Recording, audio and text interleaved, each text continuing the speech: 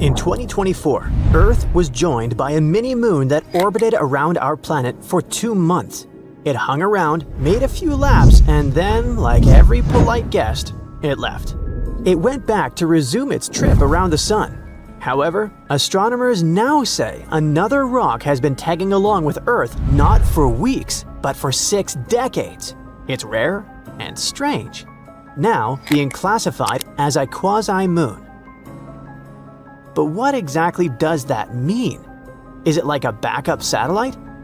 Unlike our cool and mysterious moon that illuminates our nights and affects werewolves, a quasi-moon doesn't circle Earth. Instead, it orbits the Sun, but it does so almost in perfect sync with us, like a runner doing a marathon with you that keeps a similar pace. Space only seems calm. It's actually pretty chaotic. The Sun, the Moon, Earth, and even other planets are constantly tugging on each other and smaller objects like these rocks. Most asteroids can't hold this delicate balance for long. They either get nudged into a new orbit, pulled closer to Earth, or flung out into the vast reaches of space. That's why we're lucky to spot more than 1 or 2 at a time. Most just can't keep the balance. They belong to a bigger family called co-orbitals. In fact, astronomers group them into a few types based on how they move relative to Earth. But unlike the real moon, that's been our companion since the very beginning, these visitors don't stick around forever. Some hang with us for a few decades, others for centuries, before drifting away because the gravity of some other space object. Kinda like a dog running to your neighbor after smelling bacon.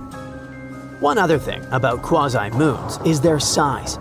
Most are tiny, building-sized or even smaller. They're also so dim that they can hide in plain sight among stars. Still, they're important. By studying them, astronomers learn how small near-Earth objects move and how long they can stay caught in Earth's gravity. Quasi-moons are closer than other asteroids on the same path, and it would be easier to reach them. One day, they might be used as stepping stones in space exploration. Earth has had a few of these tag-alongs before. One of the most famous is 2016 HO3, nicknamed Earth's Constant Companion. It's only about 300 feet wide, but it's been keeping pace with us for nearly a century. Researchers say it might keep up for centuries more. But what about the most recently discovered one? The researchers named it 2025 PN7. Like we said, it's already been with us for 60 years and will likely stay for around 68 more. For a long time, it remained undiscovered because of its tiny size, only about 62 feet across, which is about the length of a bowling lane. This also answers the question of whether you could see it yourself if you knew where to look. Its backstory is a bit of a mystery. Astronomers haven't figured out its composition yet. Right now, all we know for sure is its trajectory. Some quasi-moons are just near-Earth asteroids that fell into a perfect orbit. Others seem like they could be chunks of the moon itself. For instance, there's another quasi-moon named Kamo'olaloa that reflects light in almost the same way as the lunar rocks we brought back during the Apollo missions. Because of that, some researchers think it might actually be leftover from a huge impact that happened long ago. There's also 2024 PT5, a temporary mini-moon from the end of last year. Tests showed that its surface looked like lunar basalt, suggesting it probably came from the moon. So how do these quasi-moons pull off their cosmic balancing act? That's because it's just an orbital illusion. Remember, PN7, like other quasi-moons, isn't actually circling our planet. To us, it looks like the rock is scribbling lazy loops around Earth's path, like doodles in space. Yet it never lags too much or gets too far. Astronomers call this a 1-to-1 resonance. In plain English, it makes a lap around the Sun every time Earth does. Another fun question. If these fake moons are so close to Earth, why don't we just pull them in with our gravity? Especially since they're tiny and seem so near. That's because even though they belong to a group called near-Earth objects, quasi-moons are not that close. Our moon is hanging out about 239,000 miles away. These companions, though, are flying around the sun millions of miles out, way beyond Earth's gravitational pull. That pull exists within an area called the Hill sphere, which is where Earth's gravity is stronger than the Sun's. Think of Earth's gravity as a bubble with a radius of about 1,000,000 miles. Anything inside can get caught, like the real moon. Step outside and the sun takes over. This is exactly what happened to PT-5, which was our legit satellite for 2 months in 2024. It dipped inside the Hill sphere and Earth's gravity took over. Once it happened, this object became known as a mini-moon. But because it was small and moving fast, it eventually slipped back out of that bubble, and the sun's gravity pulled it away again. One other type of co-orbiter, aside from quasi-moons and mini-moons, is the so-called horseshoe orbiters. These space rocks don't stray far, but from Earth's point of view, they seem to swing ahead of us, slow down, then drift back behind, and repeat. It's like an undercover cop tailing you in traffic, but constantly switching lanes and doubling back so you don't notice the pattern. If you trace their motion from Earth, over time, it forms a giant horseshoe shape, hence the name. And these are just the main co-orbiters. There are actually more.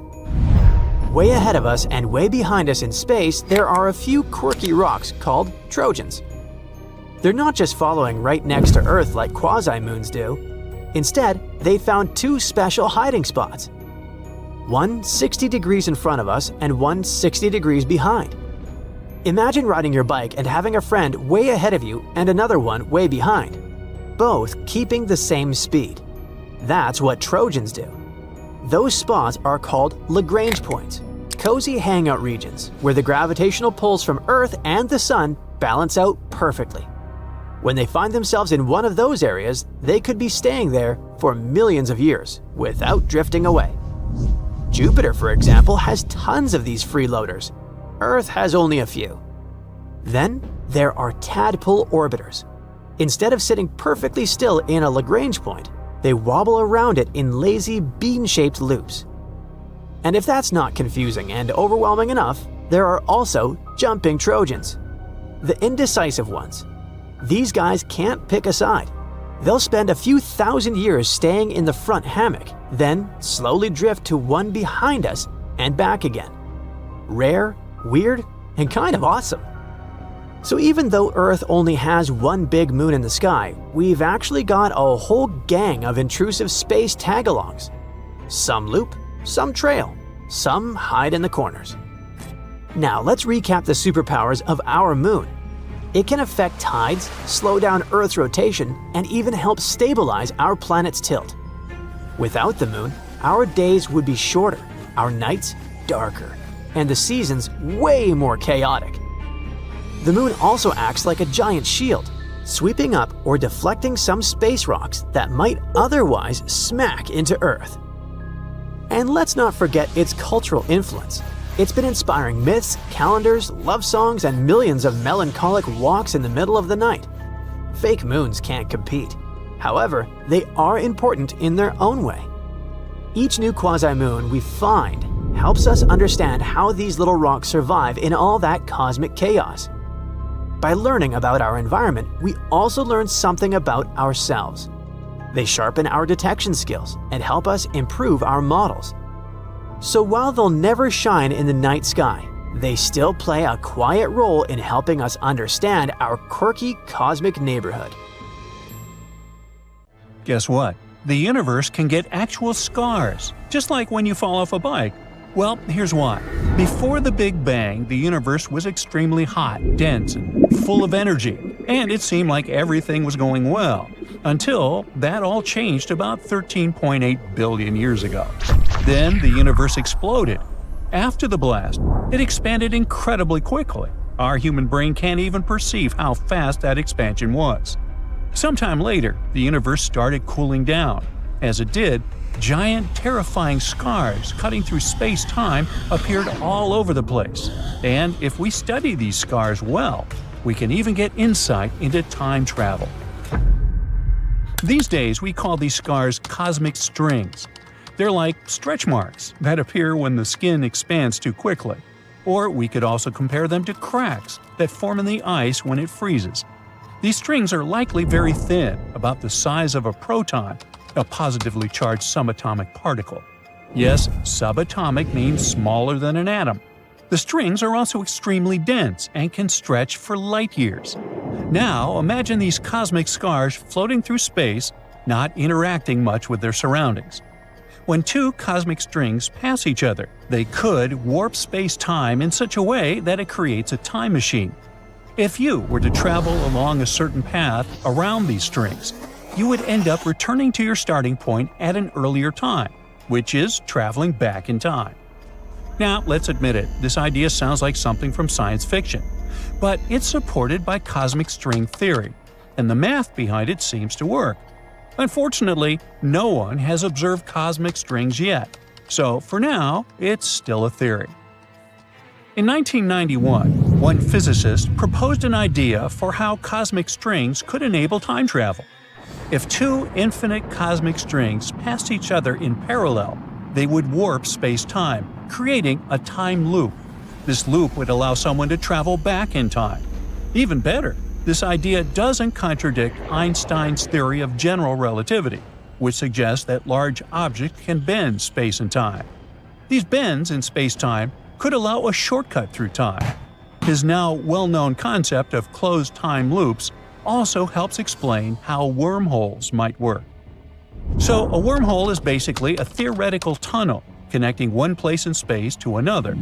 Some people believe that by using such tunnels, we could create shortcuts for incredibly long journeys through the universe, which would allow us to visit other star systems and galaxies. So, let's say you manage to create a wormhole and even accelerate one of its ends to near the speed of light, and then you send it back to where it came from. Well, at that moment, those two ends are not synced anymore. One is in the past, while the other is in the future. And if you somehow manage to walk between them, you'd be time traveling. You could do something similar by placing one end of the wormhole near a powerful gravitational field, like a black hole, and keeping the other side near a weaker gravitational force. This way, according to the theory of relativity, time would pass more slowly nearer to the strong gravity side, and it would allow a particle or another chunk of mass to remain in the past relative to the other side of the wormhole. At the same time, if you decided to create a wormhole, you'd have to keep in mind that they are super dangerous. They might collapse all of a sudden. They're likely to be highly radioactive, or you could come into contact with toxic exotic matter inside. But let's get back to the math behind the cosmic string time machine idea. Admittedly, it is solid, but it doesn't mean such a time machine is possible yet. To use this way of time travel, we'd need to reach near light speed, and it might be impossible. According to Einstein's relativity, the faster an object travels, the more energy it needs to continue speeding up. In other words, we don't yet have the technology or energy sources to accelerate a spacecraft to these speeds. The idea of two infinite cosmic strings is also questionable because we can't create something that's infinitely long. So, while this time travel model is mathematically sound, the infinite nature of the strings would make this exact model impractical. At the same time, some scientists still believe that cosmic strings are a better possibility than most other models, like wormholes. In any case, before we can start considering time travel, we need to discover cosmic strings. Luckily, there's a group of astronomers working to detect low-frequency gravitational waves by measuring signals from a type of star called a pulsar. Now, pulsars send out regular pulses of radio waves, and by measuring small changes in the timing of these pulses, scientists can detect subtle shifts in space-time. Those changes are caused by gravitational waves, which are ripples in space-time. Now, so far, we've only detected gravitational waves coming from black holes. But in 2020, there was one strange signal that didn't look like it came from black holes. It could be coming from cosmic strings. And here, we need to mention string theory. According to it, the universe is made up of more than just the four dimensions of space-time. There are additional dimensions that are hidden from us. Plus, The basic building blocks of the universe aren't particles, but tiny vibrating strings. These strings can vibrate at different frequencies to create different fundamental particles. These strings, from string theory, could have stretched out during the early universe and become the very cosmic strings we've discussed. In the coming years, we might get more information about them from a space-based gravitational wave telescope called Gliese. It's supposed to launch in 2035. But if the signals picked up in 2020 really came from cosmic strings, it could mean a huge breakthrough in physics. In this case, string theory would become the right framework for understanding the universe. It would completely change the way we think about the building blocks of our reality. On the other hand, even if the signals don't turn out to be from cosmic strings, this discovery would still be important. It would give scientists more information on what cosmic string signals might look like in the future. And while we're not yet at the point of time travel, the discovery of cosmic strings could take us one step closer to understanding the mysteries of the universe and maybe even the possibility of traveling through time. Now, time travel is a popular theme in science fiction, but in fact, moving forward in time happens naturally. Right now, you are traveling into the future at a steady rate of 1 second per second. However, scientists have discovered that this rate can change depending on speed and gravity. Einstein's special theory of relativity explains that time slows down as an object moves faster. The closer you get to the speed of light, the more slowly time passes for you, compared to someone who isn't moving at all. The general theory of relativity adds another factor: gravity. The stronger the gravitational pull, the more slowly time moves. Near massive objects, such as the surface of a neutron star, black hole, or even Earth, time runs more slowly than it does far away from these space objects. If someone were to stay near the edge of a black hole, where gravity is incredibly strong, only a few hours might pass for them, while thousands of years would go by for people on Earth. If they returned, they would have effectively traveled into the future. This is a real and scientifically proven effect. A real-life example of time travel, though on a tiny scale, can be witnessed in space missions. For example, this cosmonaut spent a total of 748 days aboard the space station Mir during 3 separate missions. Because Mir was moving at high speeds relative to Earth, it experienced time dilation. As a result, he aged 0.02 of a second less than had he stayed on the ground. Now, this difference may seem tiny, but it shows that time moves differently depending on speed and location. But while traveling to the future is scientifically possible, traveling to the past is much more complicated and controversial, and leads to logical paradoxes. Imagine you throw a billiard ball into a time machine. It travels to the past and collides with its earlier self. This prevents the ball from ever entering the time machine in the first place, a contradiction. This signal had been traveling through space for 200 million years, and now, when it finally reached Earth, it brought a fascinating story with itself. It might even help us solve an 18-year-long mystery. We caught this one in 2022. It was such an intense burst of radio waves. Even though it lit up for a fraction of a second, it outshined entire galaxies. At first, this signal hasn't caught attention because we've seen similar things before. It was a fast radio burst, or FRB for short. These guys have been a mystery for years now, all because we have no idea where they come from. Now, FRBs are brief booms of energy coming to us from all over outer space. They're barely catchable, lasting up to 3 seconds. But they're also very hard to miss, because their power is absolutely unimaginable. One little burst can release as much energy as the sun does in an entire day. They've been a puzzle for us ever since 2007. We've caught over 1,000 of those signals from literally everywhere, from our own galaxy to places as far as 8 billion light-years away. And none of them revealed where they're coming from or what they mean. At least we know they're not from extraterrestrial creatures. They have to be coming from something that happens nearly constantly, and this recent signal might finally help us learn the truth. It lasted about 2 milliseconds, and it wasn't particularly bright.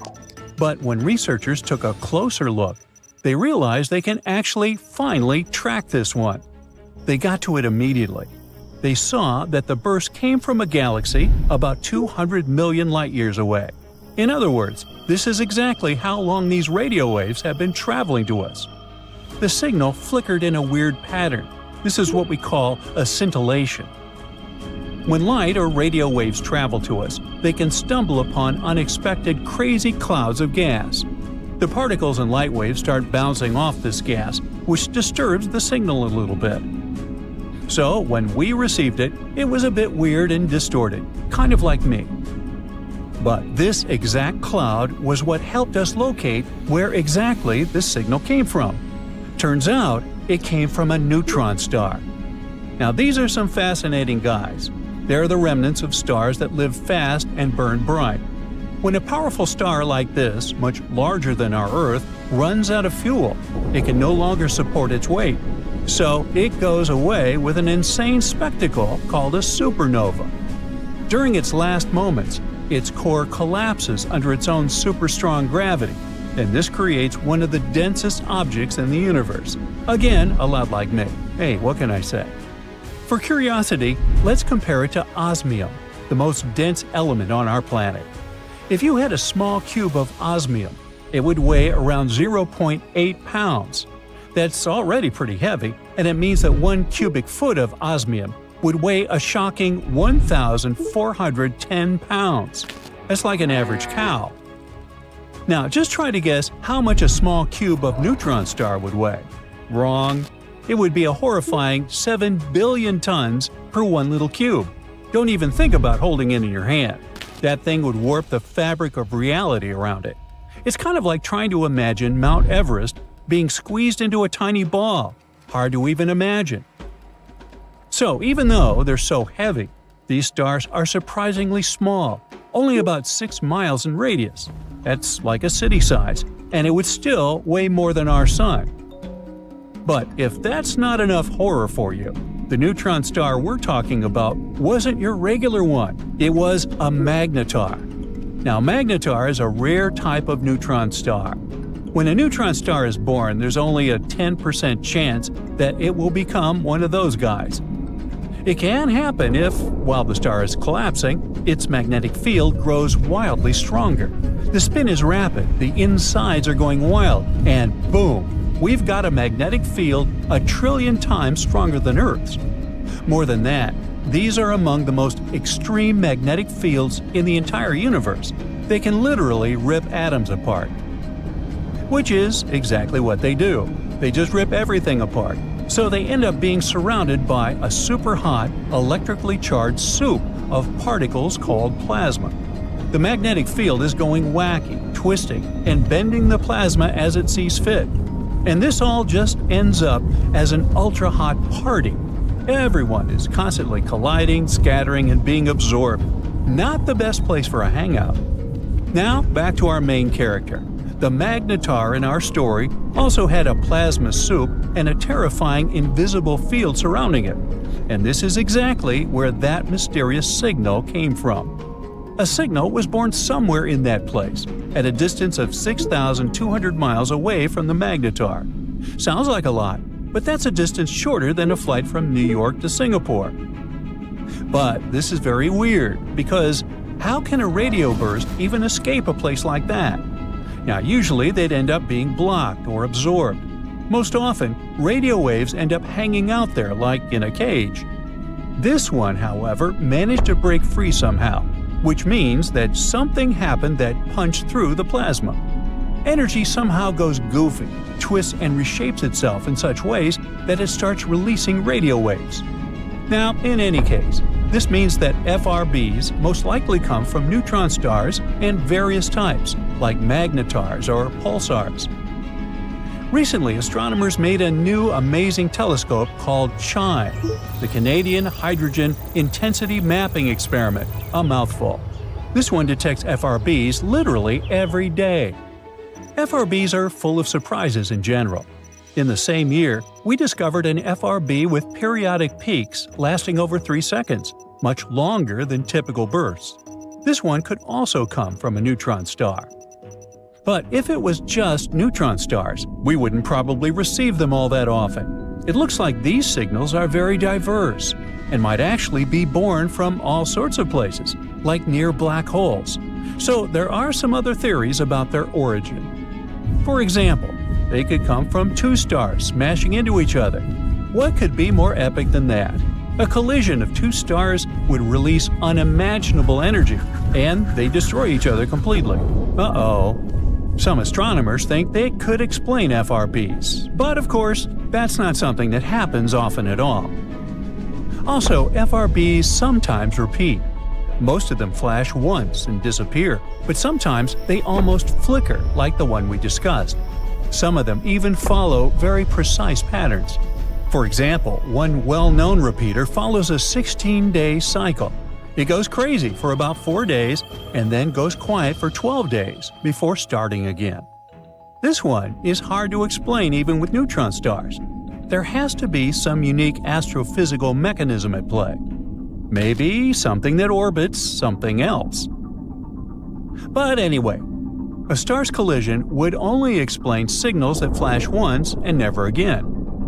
Another possibility is the blitzar. It's a goofy name for a very dramatic idea: a neutron star turning into a black hole. Once again, an event like that unleashes a huge burst of radio waves. But, again, an occasion like that would be incredibly rare, and the signals aren't supposed to repeat. Black holes themselves are a pretty good option, though. They're central to many FRB theories. Could these bursts come from a neutron star falling into a black hole? Or from a collapsing black hole itself? Maybe even dark matter interacting with a black hole? Hey, who knows? Let's just throw all the ideas in there. Of course, the thing that everyone's most excited about is extraterrestrial civilization. Maybe not all of these bursts, but at least some of them could be signals from our intelligent neighbors. But like we said, that's very unlikely, considering that the signals come from all over the sky and many different distances. Also, almost all of them are the same, and that would be super hard and weird from an intelligent civilization to try and reproduce. Though who knows what else we might discover in the future. August 23, 2023, a day when India's Chandrayaan-3 spacecraft made history by becoming the first to touch down on the Lunar South Pole, a place we can't normally see from Earth. What makes this lunar hideaway so fascinating to scientists? Well, it turns out it's hiding something precious: lunar ice. This place is believed to be more abundant with this ice than what we found up north. And it's not hard to see why scientists are so buzzed up about it. It's a frozen water source, and it could become our key to building a permanent lunar home, or even fueling missions all the way to Mars. Scientists knew about this ice for over 2 decades, since the NASA spacecraft accidentally stumbled upon it during one of the missions. Then in 2018, NASA triumphantly declared that they're 100% sure about it. They said that the south pole of the moon is abundant with water.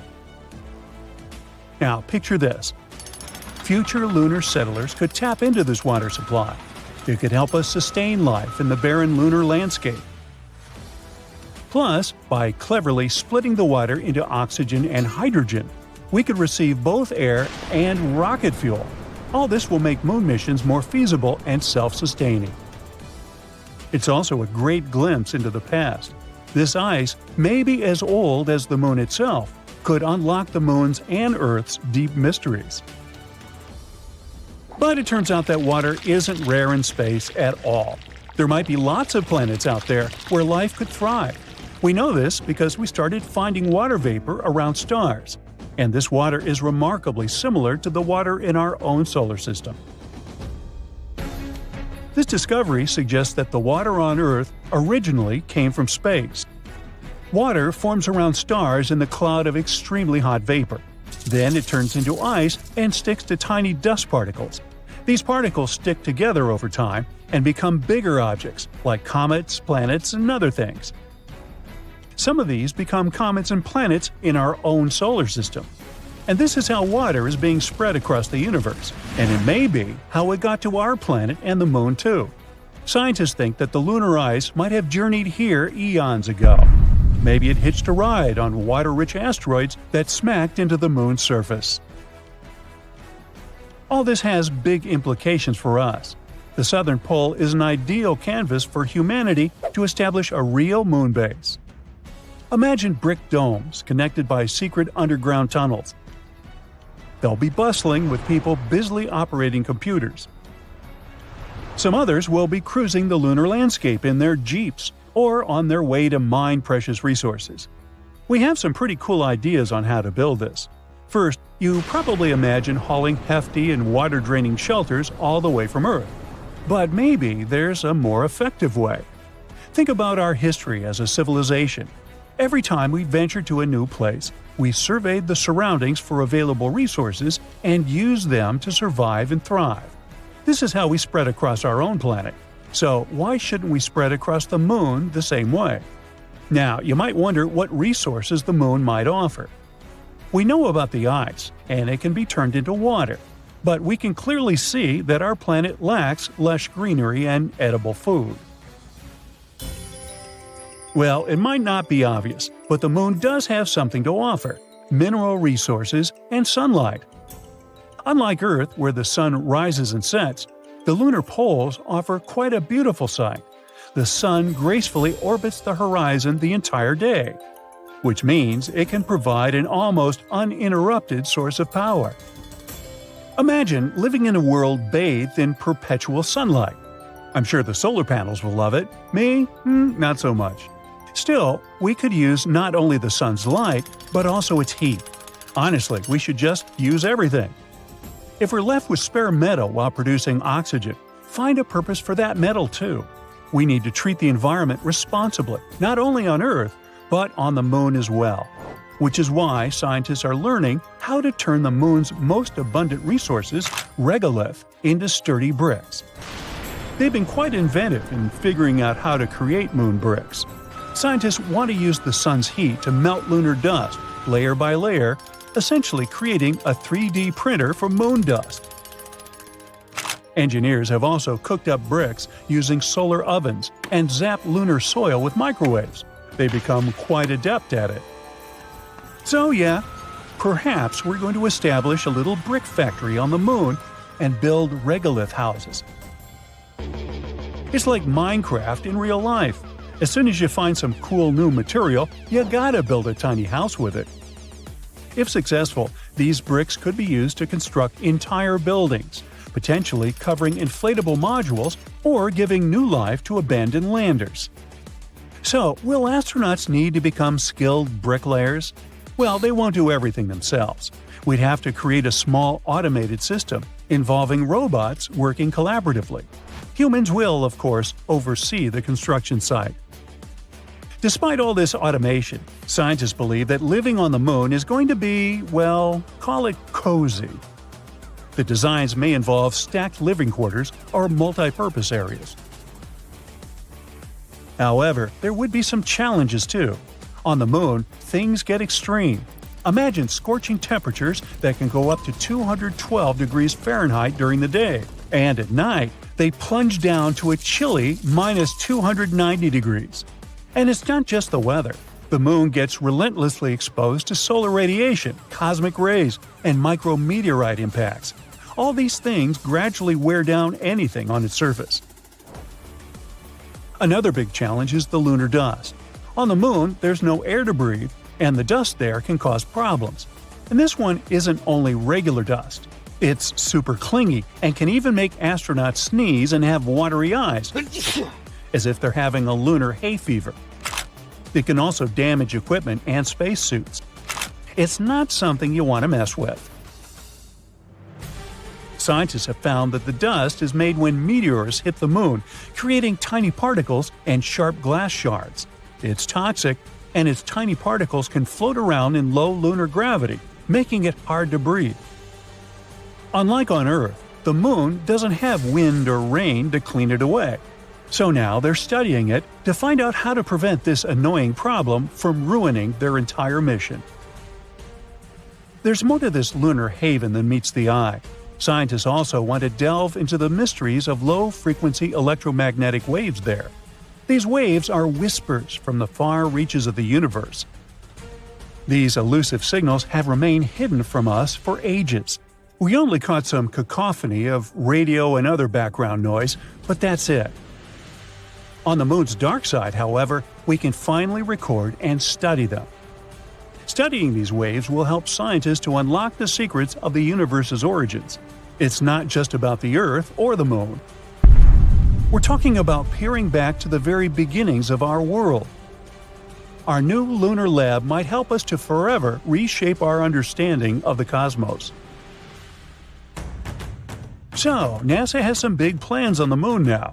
Their Artemis mission completed a successful return to Earth in December 2022 after nearly a month in space. It ventured far beyond the Moon. This mission proved the capabilities of some of our recent technological developments that will help us explore Mars. The goal of Artemis is to establish a lasting presence on the Moon.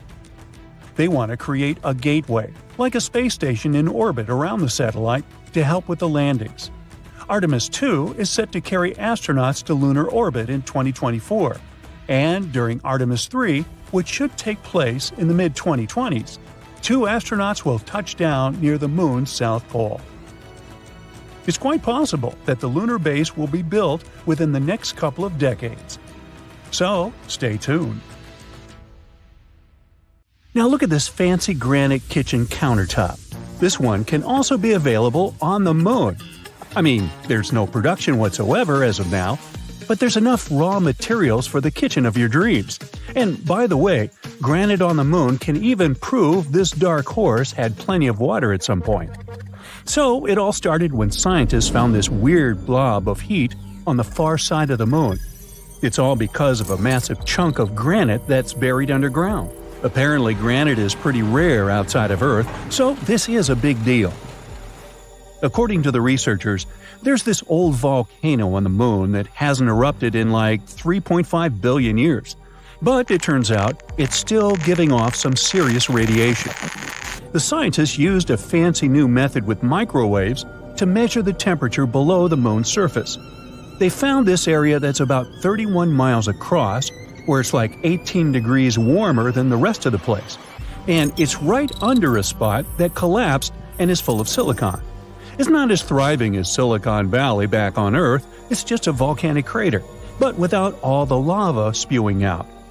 The scientists even compared it to those granite rocks you see in Yosemite, like El Capitan and Half Dome. You know, those giant rocks that look super majestic? Well, apparently, they're made of the same stuff. Researchers claim that granite is super common on Earth, but not anywhere else in our solar system.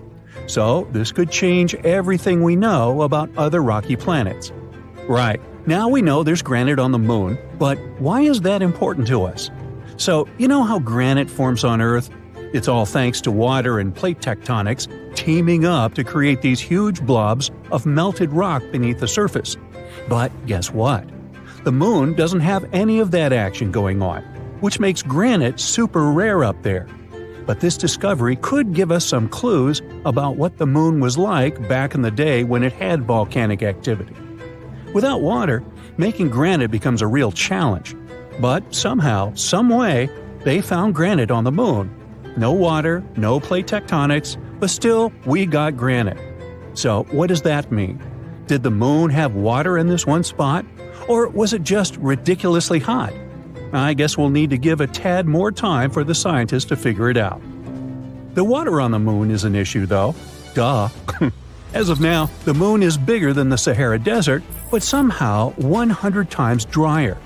Astronomers have been debating for ages whether there's any water on this celestial neighbor of ours. But in 2020, NASA's SOFIA mission finally confirmed that there is indeed water on the sunlit part of the lunar surface. Turns out those grains of lunar dust have little molecules of H2O hanging out on them. Back in 1645, when people first started gazing at the Moon, they were fascinated by these dark spots all over its surface. Dutch astronomer Michael van Lengren even made a map and called these spots Maria, which means seas in Latin. Sorry, Michael, They're just actually plains of basalt from ancient volcanic eruptions, but we still use the term Maria today. In 1892, an American astronomer named William Pickering discovered that the moon has practically no atmosphere. No clouds, no atmosphere, no chance for water to stick around. So scientists started thinking that the moon was as dry as a desert. But then, in the 1960s, a theoretical physicist named Kenneth Watson came along with an idea. He suggested that water ice could actually exist in the shadowy craters of the moon that never see sunlight. These areas are called permanently shadowed regions. It was a mind-blowing concept at the time. The Apollo missions from 1969 to 1972 finally gave us the chance to look for water on the moon up close and personal. But when the astronauts brought back soil samples, there was no sign of water. So everyone went back to thinking the moon was bone dry. However, in 1994, NASA's Clementine mission suggested that there might be ice in these shadowed craters after all. And in 1998, the Lunar Prospector mission found evidence of hydrogen concentrations in the permanently shadowed areas. This was a strong indication of water ice at the lunar poles. The images weren't super clear, but it was still an exciting discovery. And finally, in 2008, scientists decided to take another look at those Apollo samples. They revisited the old data and found some hints that there might be water after all. It was like finding buried treasure in your own backyard. As you can see, the moon is a pretty promising destination. It even has enough stuff to produce your food supplements – calcium, magnesium, you name it. Just kidding, it's not the best idea to munch on them to boost your diet. But there are a bunch of other applications they can be used for. Calcium is like the fourth most popular element hanging out in the lunar highlands. But here's the cool part. Pure calcium metal is actually super flexible and can conduct electricity like a boss when there's no oxygen around. Who knew, right? Anorthite is a rare gem here on Earth, but up on the moon, it's partly central for calcium. It can even help make those groovy silicon-based solar cells. To make them, you need some lunar silicon, iron, titanium oxide, and of course, our buddy calcium and aluminum. It's like a recipe for solar success up there in space. The moon even has precious metals like gold.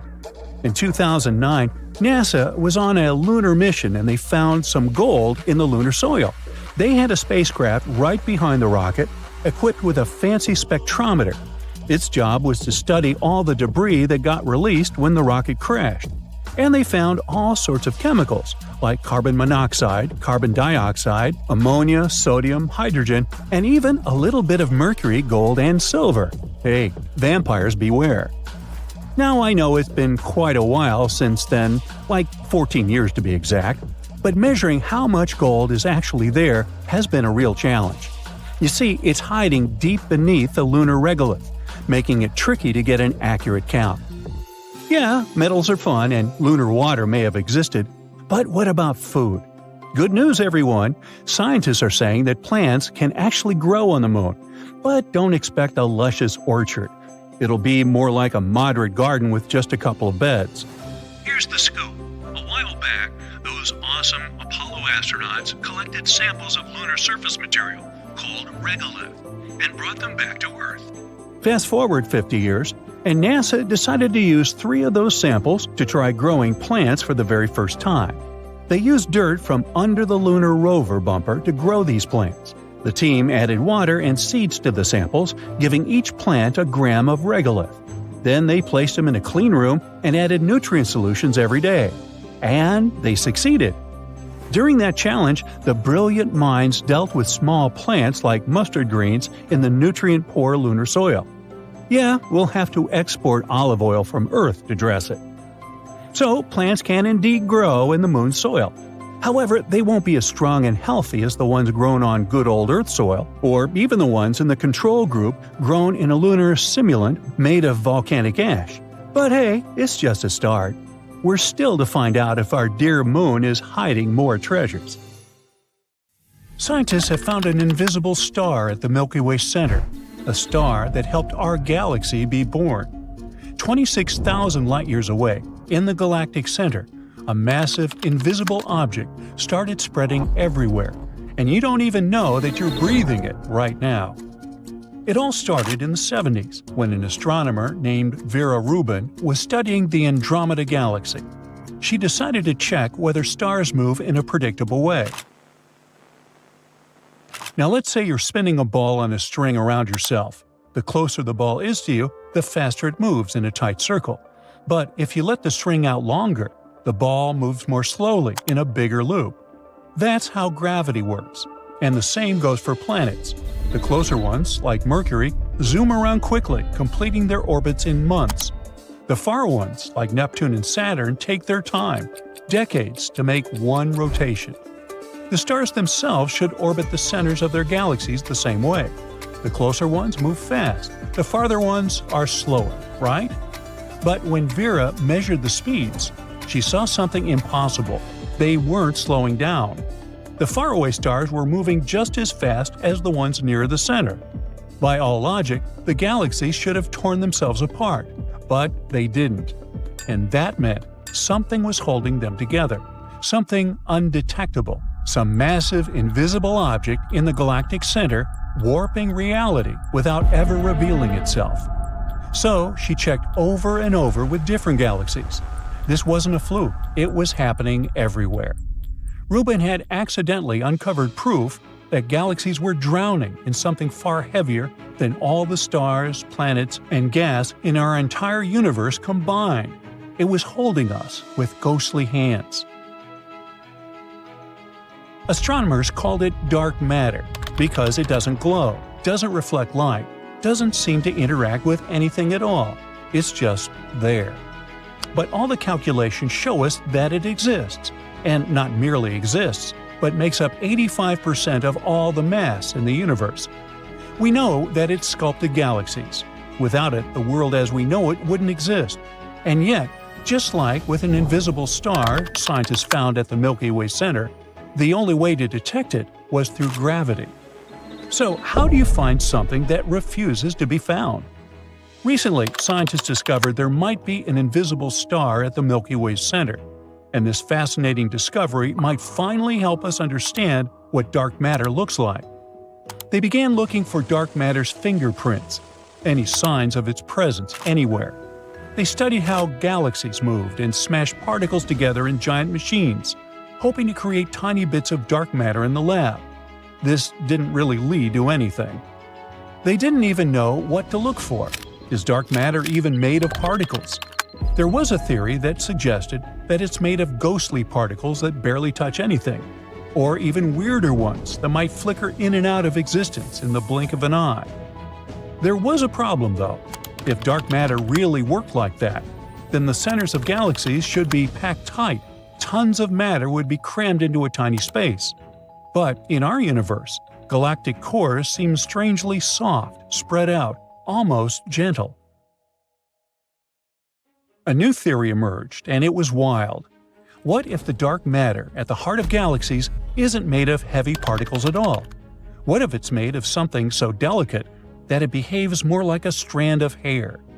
These hairs could be made of something incredibly light, lighter than anything we've ever seen, and billions of times smaller than a neutrino, which is already the lightest known particle. They called this idea fuzzy dark matter, and it might change everything we thought we knew about the universe. A team of astrophysicists wanted to test this idea, so they ran a simulation, creating a simple model of a galaxy with two main ingredients: a whole lot of fuzzy dark matter and a little bit of gas, the same kind of gas that forms the stars we can see. They pressed start and just let the system evolve by itself, watching how the two would interact. At first everything was pure chaos, but then the fuzzy dark matter started to gather. It pulled itself together, forming a massive invisible object near a galactic center. The gas followed, spreading throughout this ghostly mass, mixing with it and glowing faintly. And then it suddenly formed something incredible: dark stars.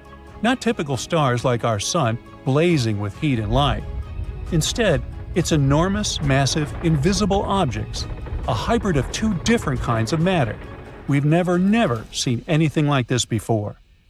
an object that would stretch across thousands of light years, and yet they'd be almost weightless, more like cosmic puffy clouds than anything else. Scientists called them Fermion boson stars. Finally, this dark matter thing is starting to make sense. The core of this strange invisible star would have just the right density, not too dense, not too loose, and it looked exactly like what astronomers actually see in real galaxies. If it's confirmed, then it would finally explain how dark matter behaves and works. And if they're right, then every galaxy in the universe could be tied to one of those vast unseen giants. The Milky Way hidden star might be one of them, shaping our galaxy in ways we never realized. What's wild is that this stuff wouldn't behave like normal matter. It wouldn't form anything solid. Instead, it would be more like a complex, ever-moving web of filaments or hairs. This also means that Earth might be completely surrounded by it. Dark matter still follows the rules of gravity. As it moves past planets and stars, gravity pulls it into focused streams, so it's both hugging and passing through our planet, wobbling consistently. If we could see them, they might look like glowing invisible threads everywhere, and they'd pierce right through the planet, stretching far into space. But this is only the beginning. Now scientists need to refine their models, make them even more detailed, and compare their predictions to real galaxies. But this dark star discovery in the galaxy's center isn't our only clue. Luckily, the universe has given us a way to look for that fingerprint: gravitational lensing. When light from a faraway galaxy travels toward us, it sometimes passes by another massive galaxy on the way, or other massive objects with crazy gravity. Instead of continuing in a straight stream, light actually gets bent around the massive object because of that gravity. And when it finally reaches us, it creates a distorted and magnified version of the original galaxy. Basically, it's like looking through a piece of curved glass. If dark matter is fuzzy, then it should leave a strange pattern on these distorted images. Things should be a bit wavy and unclear. Scientists needed the perfect object to study this, and they found one. A faraway galaxy whose light was bent by gravity, creating a strange stretched-out image. They used super-powerful radio telescopes, connected them all over the world, and turned them into one giant telescope as big as the Earth itself. With this, they could zoom in so much that they could see details of that galaxy as tiny as a grain of sand on the moon. Then they ran a huge experiment.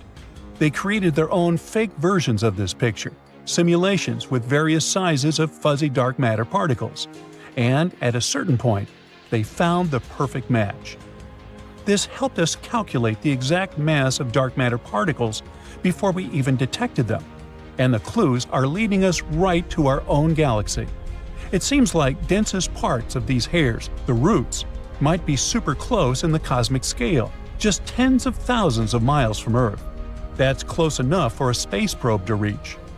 Now that scientists have found this invisible star at the Milky Way center, we just need to study it up close, send a mission to one of these roots, and then we might finally crack the greatest space mystery of all.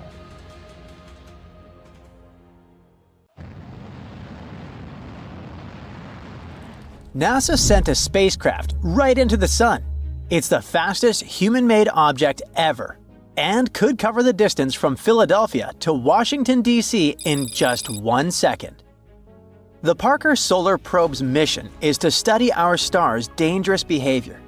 Scientists warn that massive solar storms are inevitable, and the consequences could be catastrophic for our planet.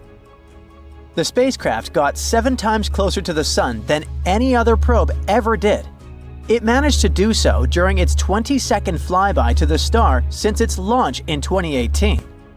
Because our star is so massive, its gravity is really strong, like a giant magnet. As the probe flies around the Sun, it uses gravity to go faster and faster and eventually picks up that crazy speed. As it got closer and closer to the Sun's corona, which is its outer atmosphere, the probe had to survive temperatures of 2,552 degrees Fahrenheit. That's hot enough to melt many metals. It was protected from that heat and radiation by a 4.5-inch thick carbon shield. It kept the tools inside the probe safe and running at around room temperature. The scientists went to all this effort because they're hoping to solve a big mystery about the sun that's been puzzling them for ages. The surface of our main star is already super hot, but as you move closer out to the corona, the temperature shoots up to millions of degrees. And it doesn't make any sense because it's farther away from the sun. So maybe we could finally get some answers about this heat phenomenon. The mission is also going to help us understand something called solar wind.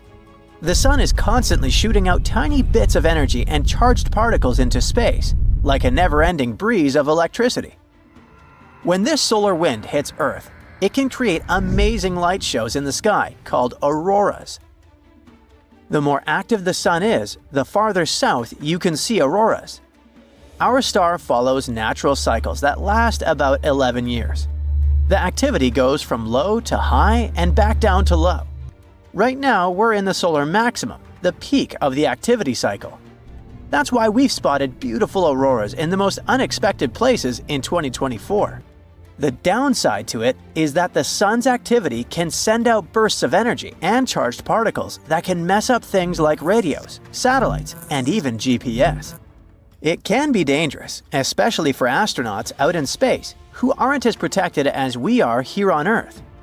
Humans wouldn't feel the compression of the planet's electromagnetic field because of all the extra radiation, but power grids are really sensitive to it. If we don't act fast, when it happens, the influx of energy will go into power transformers all over the world, disrupt them, and leave big areas without electricity.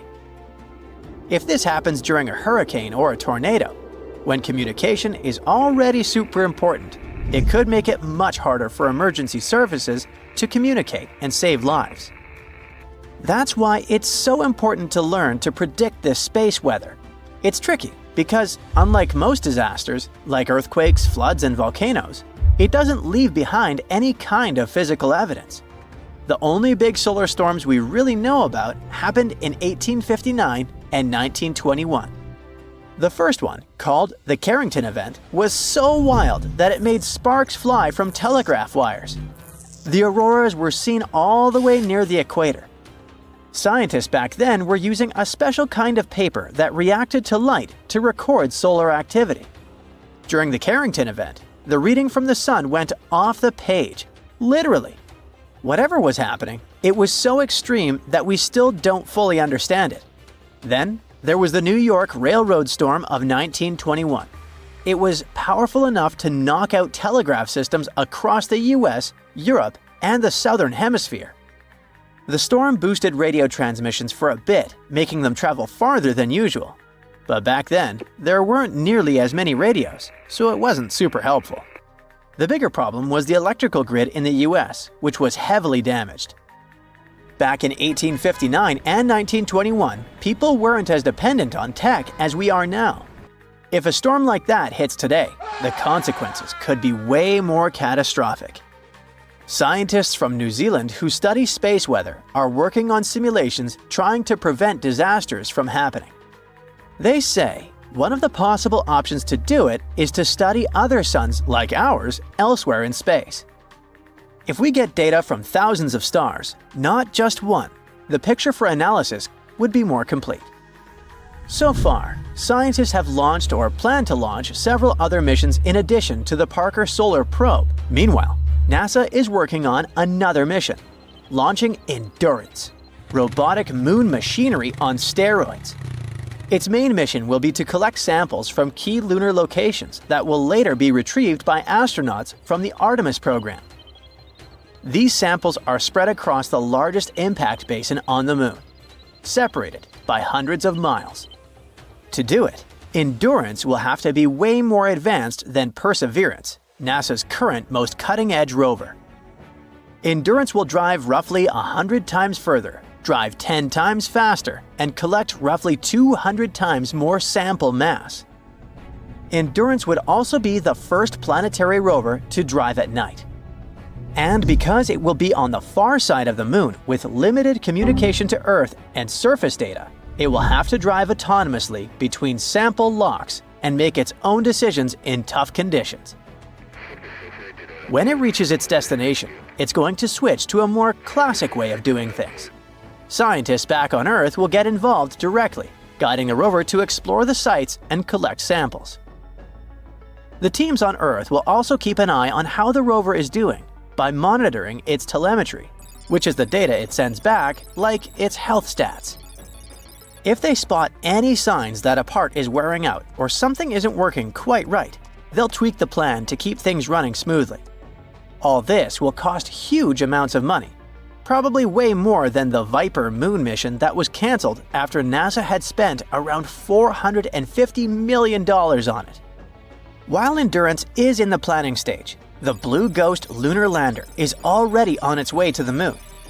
Its main mission is research. It will spend 25 days in Earth's orbit, taking measurements and waiting for the right time to fling itself to the moon. After 4 days in transit, Blue Ghost will hang out in lunar orbit for another 16 days to collect more data.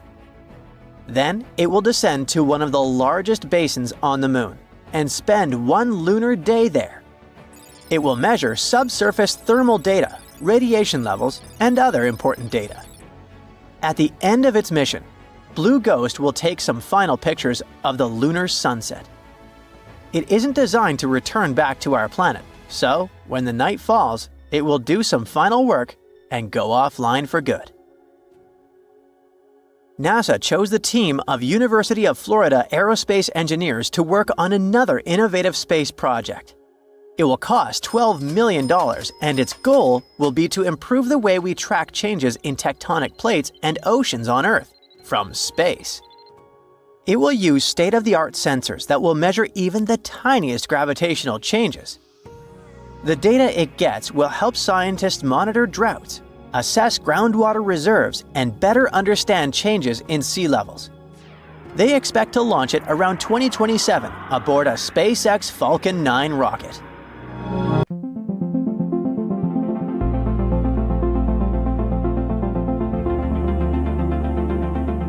This catapult-like system on the moon might bring us limitless energy. It's a launch system concept that was recently proposed by the Chinese scientists. It would work like a hammer throw, spinning a launch arm that flings objects. This arm is supposed to be about 165 feet long. It will accelerate until it reaches the moon's escape velocity, and then whoosh, the capsule is sent into space. This crazy idea will cost around $18 billion. Ooh, pricey. But trust me, it's totally going to be worth it. The system would be powered by solar panels and nuclear energy. It could also recover more than 70% of the energy used after each launch. The moon has a very weak gravity. There's also barely any atmosphere, so the air doesn't weigh you down. This makes it so much easier to launch stuff there. But why do we even need this? The main purpose is to transport helium-3. It's a really cool isotope of helium, and one of the most insane things about it is that it could become fuel for nuclear fission. This is the same process that happens in stars, including our Sun. If we manage to recreate nuclear fusion here, on Earth, we can make it a clean and basically limitless source of energy for power plants. But helium-3 is super rare on Earth. We can sometimes find it in volcanic rock formations on the ocean floor. That's because it's a product of another rare element called tritium, the element we usually make in nuclear reactors and put in cool stuff like glow-in-the-dark paint. But the catch of tritium is that it takes forever to decay and turn into helium-3. Now, there's a bunch of helium-3 on the moon, around 1 million tons. Just 20 tons of helium-3 could meet China's yearly electricity needs. In fact, lunar soil has enough helium-3 to power the entire world for over 1,000 years. But why is there so much of helium-3 on the moon and barely none on our planet? Well, that's because helium-3 comes from the sun and travels in solar winds. Solar winds are like streams of dangerous particles. They're super radioactive. Our planet's thick atmosphere and magnetic field serve as a shield for us.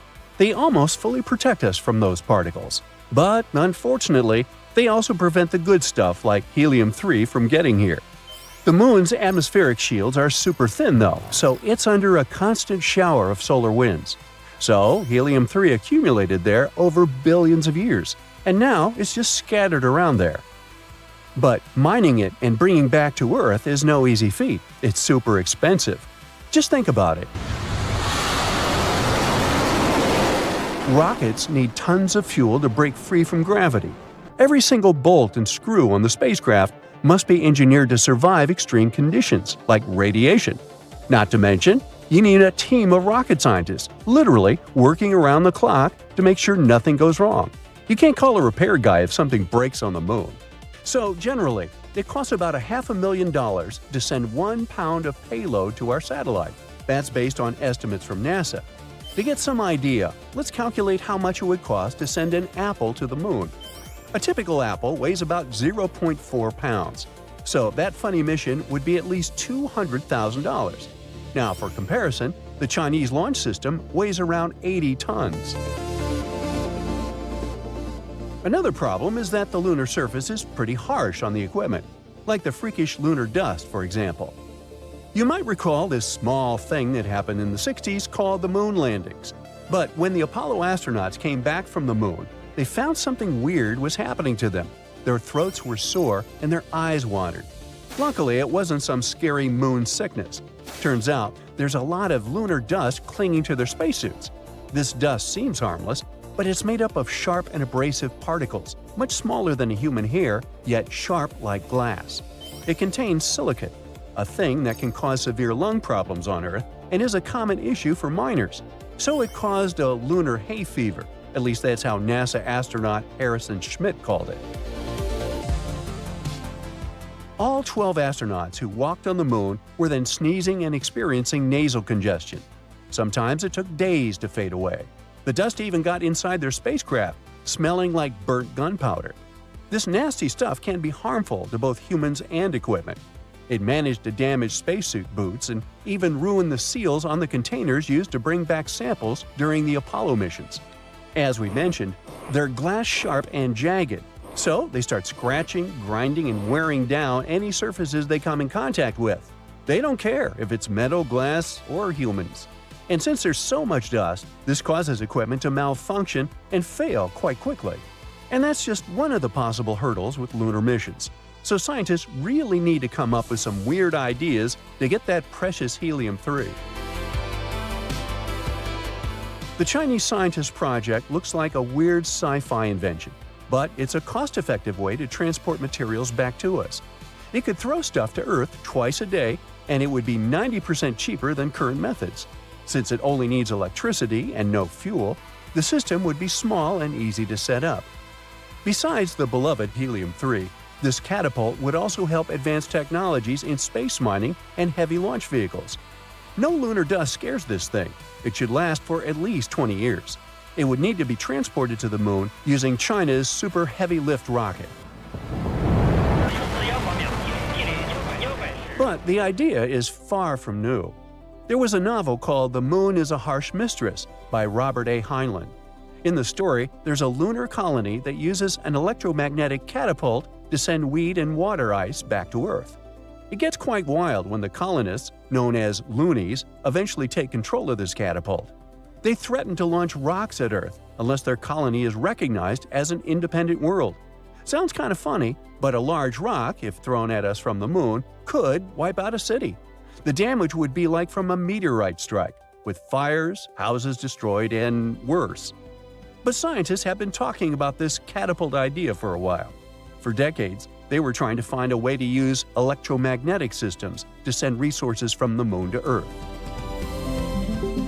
There are also some challenges. For example, scientists forgot to mention how exactly helium-3 would be extracted from the lunar soil. Installing this launch system on the moon's rugged surface would be difficult as well. Also, they would need to make sure that the system remains stable at high speeds and that it could withstand the moon's extreme temperature changes, cosmic rays, and intense solar radiation. So, it would take some time to develop. China hopes to have the key components of the system ready by 2030. The full-scale operations might start by 2045. China has tons of plans for the moon. For example, they want to build a research station at its south pole by 2035. But China's not the only one in this space race. Considering that NASA plans to send humans on Mars by that time, oh boy, the 2030s will be a crazy decade for space exploration. There's also an American startup that's part of the lunar economy. Oh, the ones that plan to land astronauts on the moon have people actually living on our satellite in a decade or two. One of the goals of this colony is to boost economic growth and create new jobs. Most of them will likely involve some mining activities. And if there'd be 2 space colonies, well, they'll have to figure something out. So, astronomers have just announced that they might have found signs of possible life on a planet outside our solar system. Wow! This distant world is called K2-18b, and it sits about 124 light-years away in the Leo constellation. So, what life are we talking about? Little green men? Octopus-like tentacled creatures? Well, not exactly. First things first, let's define what life is. It's what distinguishes animals and plants from inorganic matter, like the ability to grow, reproduce, and change. Now, what do we need to support life? If what comes to your mind is water, bingo! Scientists have the feeling that K2-18b might be covered in oceans, and if it's so, it can support tiny forms of life like microbes. A team of researchers from the UK and the US used the James Webb Space Telescope to look at the planet's atmosphere. They found hints of 2 very special chemicals. On Earth, only living things can produce those, and the living things I'm talking about are mostly tiny ocean plants called phytoplankton. So, basically, this planet might indeed host life in the form of algae. Now, of course, scientists still need more proof before getting too excited. We should keep in mind that it's possible that those chemicals were made by something we don't understand yet, not necessarily by living things. But still. K2-18b is a big boy. It's more than 8 times heavier than Earth and about 2.5 times larger. So what makes it even more interesting is that it's located in the Goldilocks zone around its star. That means it's not too hot and not too cold there, just right for the existence of liquid water, which is highly important for life as we know it. Astronomers study faraway planets like this by watching how their light changes when they pass in front of their star. This allows us to figure out what kinds of gases are in the planet's atmosphere. Back in 2013, the James Webb Space Telescope found methane and carbon dioxide in the atmosphere of the planet. These are carbon-based molecules, and it was the first time they were found on a planet in the habitable zone. Scientists also saw a weak signal of a chemical called DMS, which is mostly made by tiny ocean life here on Earth. So, the researchers pointed the telescope at the planet again a year later using a different tool that could pick up more light details. This time, they found much stronger signs of DMS and some related chemicals. But the problem is the signals aren't strong enough yet. They haven't reached something called the 5 sigma level, a parameter scientists use to confirm discoveries. Plus, even if the DMS really is there, it doesn't automatically equal the existence of life. Scientists once found DMS on a comet, which means that it can be produced without some kind of life taking part in the process. And still, the amount of DMS on K2-18b looks way higher than anything seen on Earth. That's why some astronomers are sure it's coming from something living. K2-18b has been a top pick for what scientists call a Haitian planet. This term means a big, watery world with thick hydrogen atmosphere. It's not the kind of place where extraterrestrial civilizations like in movies would live. But it could be home to tiny life forms, like the microbes that once lived in Earth's oceans billions of years ago. Once again, not everyone agrees on how friendly K2-18b really is for life. Some scientists think planets like this might actually be too close to their stars to hold on to liquid water. K2-18b orbits its star every 33 days, which is pretty fast, and could mean it's too hot. That's why some experts claim that even if the planet has any water at all, it might be boiling. Or maybe it's not water, but oceans of lava. But most scientists agree on one thing: we should wait and see. With just 16 to 24 more hours of telescope time, astronomers could confirm what they've seen. This could happen in the next few years. And even if it turns out K2-18b isn't the world we're looking for, we're still getting close. With powerful telescopes like James Webb and more coming in the future, we might be able to answer whether we're alone in the universe or not. At the same time, some places in our own solar system, like Mars, Venus, or Saturn's moon Enceladus, might actually have a better shot at hosting life. Or we could keep exploring other promising worlds, like Proxima Centauri b, which is the closest exoplanet we know about.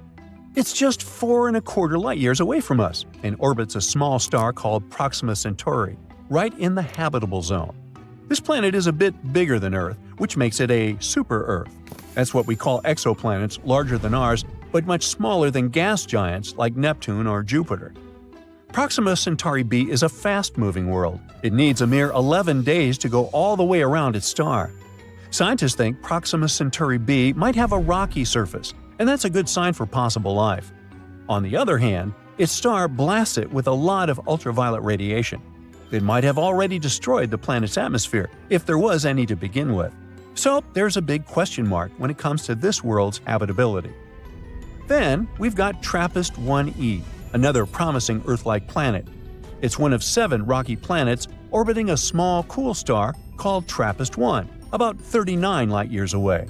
Discovered in 2017, it might be one of the most promising places to look for life beyond Earth. This planet is actually a bit smaller than Earth, with a mass around 1/2 that of our planet. It completes an orbit around its star in just 6 days, which is super fast compared to Earth's 365 days. The planet's size and density suggest it has a rocky surface, and that's another key factor when we talk about habitability. Even though TRAPPIST-1e is very close to its star, the star is quite dim and cool, so the planet might still have a stable Earth-like climate.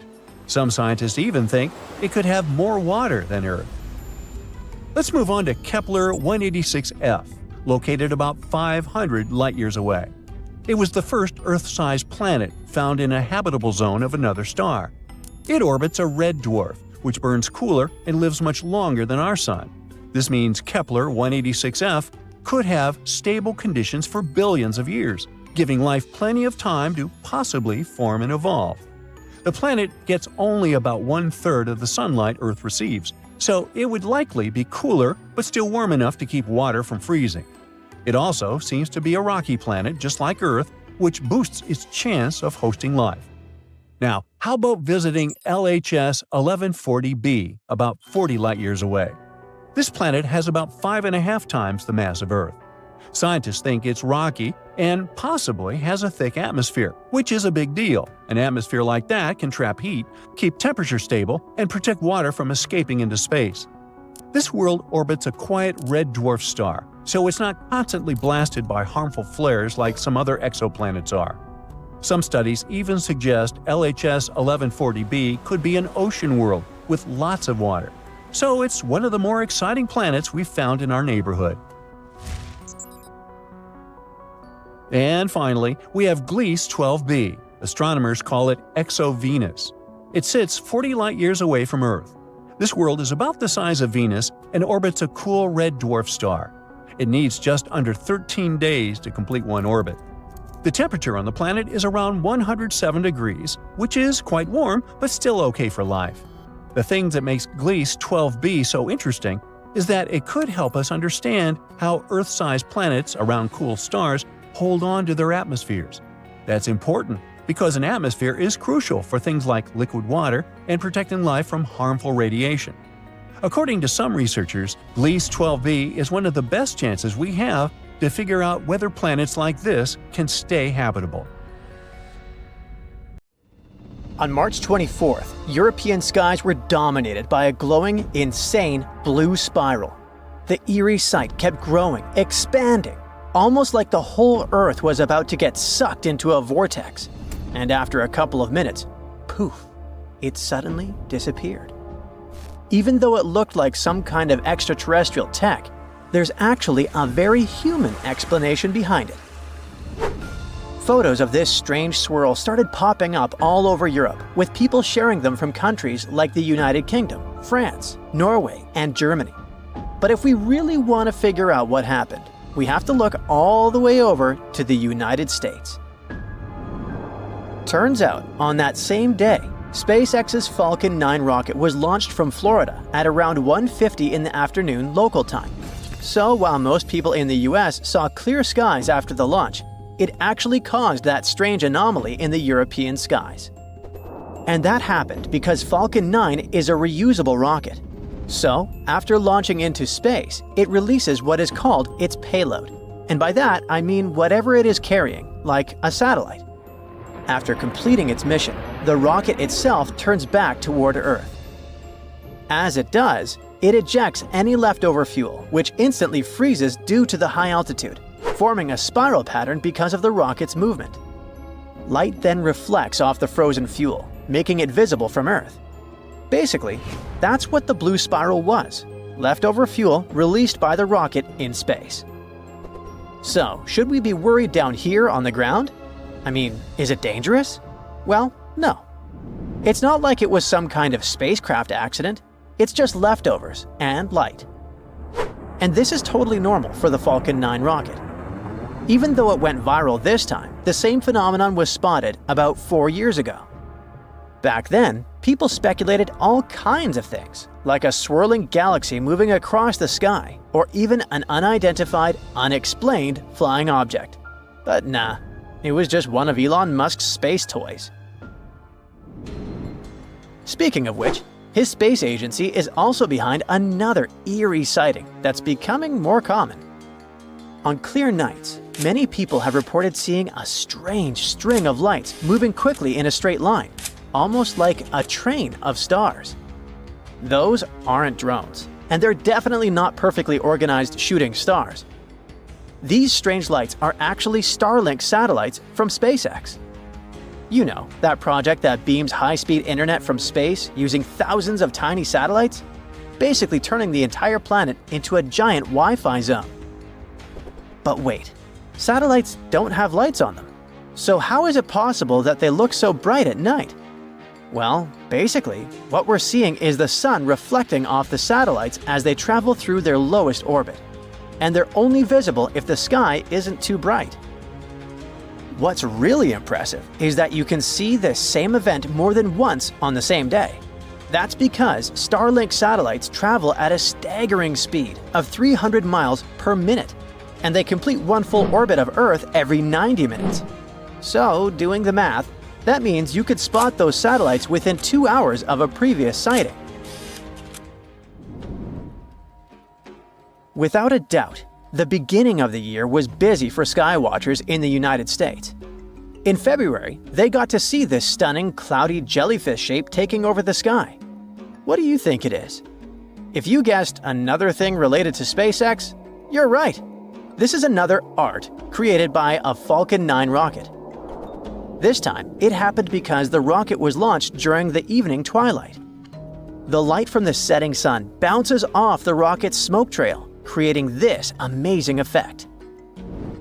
Now, let's move on to Italy, where another creepy event occurred. It was a stormy night, and suddenly, way up in the sky, a giant glowing red ring flashed for just a split second. Nope, it was not an extraterrestrial portal. This is something called an ELV. This happens when a powerful lightning strike sends out an electromagnetic pulse that hits the ionosphere, which is a super high up layer of our atmosphere. When this happens, nitrogen atoms up there get excited and glow red, creating a massive but super quick light show. Another red phenomenon happened in Scandinavia, but instead of a ring, it was more like a streak of light. This is known as a stable auroral red arc, or SAR. Despite the name, it's not an aurora. It's something much rarer.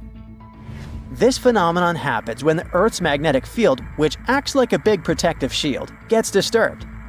This disturbance causes some gas in the atmosphere to get super hot, thanks to a huge electrical current around the planet. What's weird is that only oxygen gets heated up during a SAR, which is why these light shows always glow that same red color. And fun fact, this event is more likely to happen after a big solar storm weakens Earth's magnetic field. It is impressive to see phenomena like this with the naked eye. but the view from outside Earth can be just as stunning. In 2022, an astronaut aboard the International Space Station spotted two bizarre blue blobs of light glimmering in our planet's atmosphere. They happened at the same time, but they weren't related at all.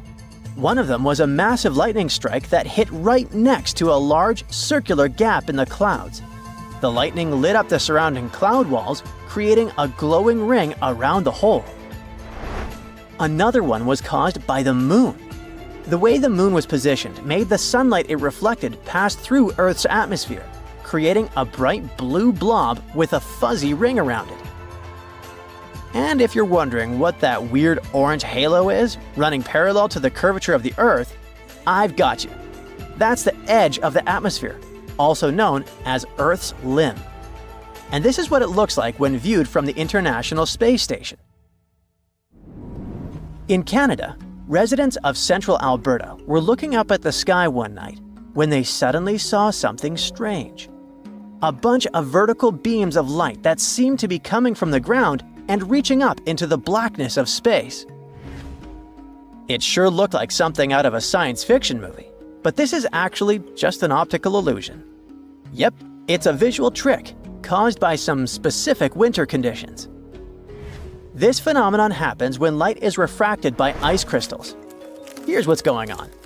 When it's freezing outside, tiny ice crystals form in the air. These crystals are super thin and flat, so each one acts like a tiny mirror that reflects light sources positioned below it. Basically, the crystals reflect the light straight up, creating those glowing vertical beams. And it can be caused by any light source, like the sun or the moon. But in most cases, the sources of these light pillars is man-made, like car headlights or streetlights. Even though the phenomenon is completely natural, it rarely happens, and only in very specific situations. First, it has to be freezing cold. On that particular day in central Alberta, for example, the temperature was around minus 30 degrees Fahrenheit. Then, the weather has to be calm, with no wind at all. If a storm breaks out, forget it. You won't be able to see the light pillars. And don't mix them up with auroras, okay? Auroras are mostly seen in high-latitude regions, like around the Arctic and Antarctic. Since they happen way up in the atmosphere, they're visible over large areas. Light pillars, on the other hand, are more localized and concentrated in a much smaller area. But hey, no matter which one you spot, if you're lucky enough to see one of these amazing sights in the sky, you're in for a show you won't forget. An exoplanet is any planet inside our solar system. Some of them are free-floating. Those are called rogue planets. They move around the galactic center. Others orbit their host star, or two. For the first time, astronomers discovered exoplanets in the 1990s. Since then, scientists have found thousands of them. And now, you can sneak a peek too. Spoiler alert, some exoplanets are pretty bizarre. Others resemble our home planet and could probably support life. The closest to Earth exoplanet is Proxima Centauri b. It's a mere 4.2 light-years away from Earth. Recently, astronomers have found out that this world might resemble Earth even more than previously thought. It's only 17% more massive than our home planet. It orbits a star that is dimmer and less massive than the Sun. Proxima Centauri b is in the middle of the star's habitable zone. This means that chances are liquid water and life might exist on the planet. It looks like the exoplanet is tidally locked with its parent star. This means one of its sides faces the star at all times, and the other is always in the darkness. Scientists haven't figured out yet whether the planet has an atmosphere. It's traveling too close to its star and completes one orbit within 11 Earth days. The radiation from the star might be pulling the planet's air away. If this is the case, Proxima Centauri b isn't likely to have liquid water on its surface. Gliese 832c is 16 light-years away from Earth. In the cosmic scheme of things, it's a stone's throw away. This exoplanet is 5 times as massive as Earth and travels much closer to its parent star. That's why a year on this planet lasts a mere 36 days. But since this star is a red dwarf, Much cooler and dimmer than the Sun, Gliese 832c gets as much light and heat as our planet does. At the same time, it's still unclear if Gliese 832c is similar to Earth. It probably has a much thicker atmosphere that creates a runaway greenhouse effect. This phenomenon occurs when a planet absorbs more heat from its host star than it can release back into space. This means that Gliese 832c is more likely to resemble scorching hot Venus rather than relatively cool Earth. Another Earth-like planet, TOI 700d, is 100 light-years away from us in the constellation Dorado. It orbits a small and rather cool dwarf star that is about 40% of the mass and size of the Sun. Its surface temperature is half as high as that of our star. The outermost planet, which is the very TOI 700d, is almost the size of Earth. It also sits in the habitable zone of its parent star. No flares from TOI 700 reach the planet. This increases the chances of the exoplanet being habitable. This means it can potentially develop and maintain life. Scientists don't know for sure the exact conditions on the surface of the planet, but one of the computer simulations they've created shows a planet covered with an ocean. It has a very dense atmosphere dominated by carbon dioxide. Astronomers think a similar atmosphere surrounded Mars when it was a young planet. But another 3D model shows TOI 700d as an all-land, cloudless world. That's what our Earth would probably look like if it wasn't covered with oceans.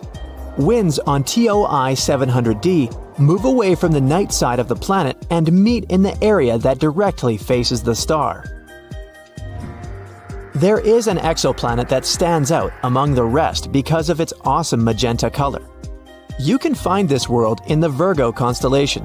The planet is called Gliese 504b. The distance between this planet and its parent star is 9 times the distance between the Sun and Jupiter. The planet formed relatively recently and is still glowing with heat. That's why its surface looks pinkish. Just 20 light-years away from the Sun, which isn't such a great distance when we talk about space, a bizarre rogue planet is roaming our home Milky Way galaxy. But even though this planet doesn't orbit any star, it still has an incredibly powerful magnetic field. It's 4 million times stronger than Earth's magnetic field. The exoplanet also produces amazing auroras. When it was discovered in 2016, astronomers were almost sure they had detected a brown dwarf, which is an object too large to be a planet and too small to be a star. But later, scientists received proof that the space object wasn't big enough to be a brown dwarf. The planet sure is a mammoth among its peers. It's 1.2 times as wide as the largest planet of the solar system, Jupiter, and more than 12 times as heavy. Astronomers think the exceptional strong magnetic field helps the planet produce the auroras. But the most curious thing is that they're generated in a different way than auroras on Earth. It might be because the exoplanet's moon helps the planet create these light shows.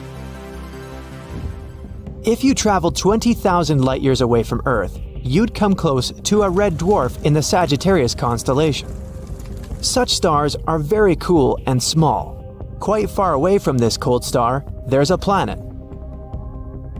The distance between this world and its host star is so great that the planet receives very little heat. It's one of the coldest planets ever detected. The average surface temperature on the planet is lower than -360 degrees Fahrenheit.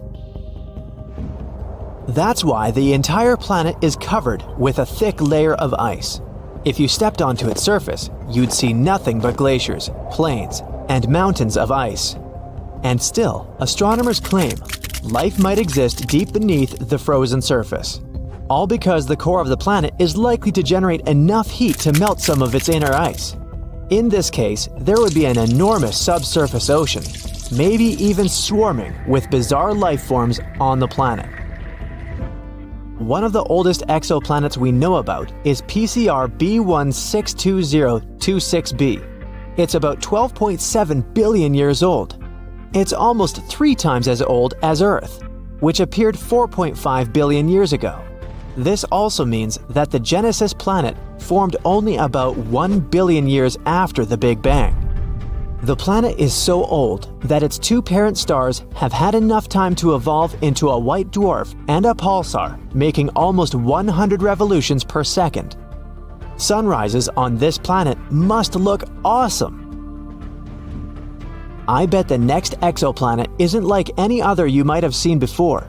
It's often called Super Saturn or Saturn on steroids. That's because J1407b has a colossal system of rings. They're 640 times as large as those of Saturn. The bizarre world is 434 light-years away from Earth. It's the only planet we know about that has rings similar to Saturn's.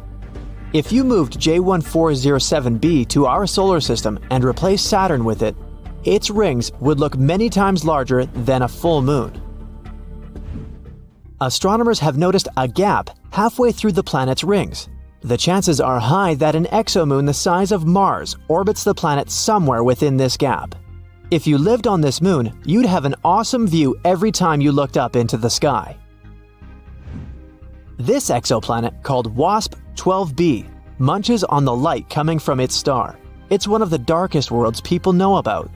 All because its day side consumes light rather than reflects it back into space. The planet is giant, twice the size of Jupiter, and it traps more than 94% of the light that reaches its atmosphere. This is likely to be the main reason for the insane temperatures on the surface of the planet. They can rise up to 4,600 degrees Fahrenheit. It's almost half as hot as the surface of the Sun. WASP-12b travels so close to its host star that it needs just one day to complete one orbit. Its night side isn't as hot as the day side, a mere 2,200 degrees Fahrenheit. Because of this difference in temperature, water vapor and clouds gather above the surface of the planet. From time to time, swirls of material from the planet's superheated atmosphere spill onto its star. About 4,000 light-years away from Earth, there's an exoplanet that might be one enormous diamond.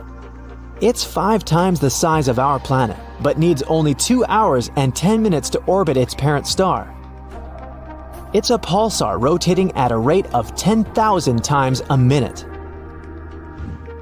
The planet is denser than any other we've discovered so far. It consists mostly of carbon, which is so dense that astronomers think it might be crystalline.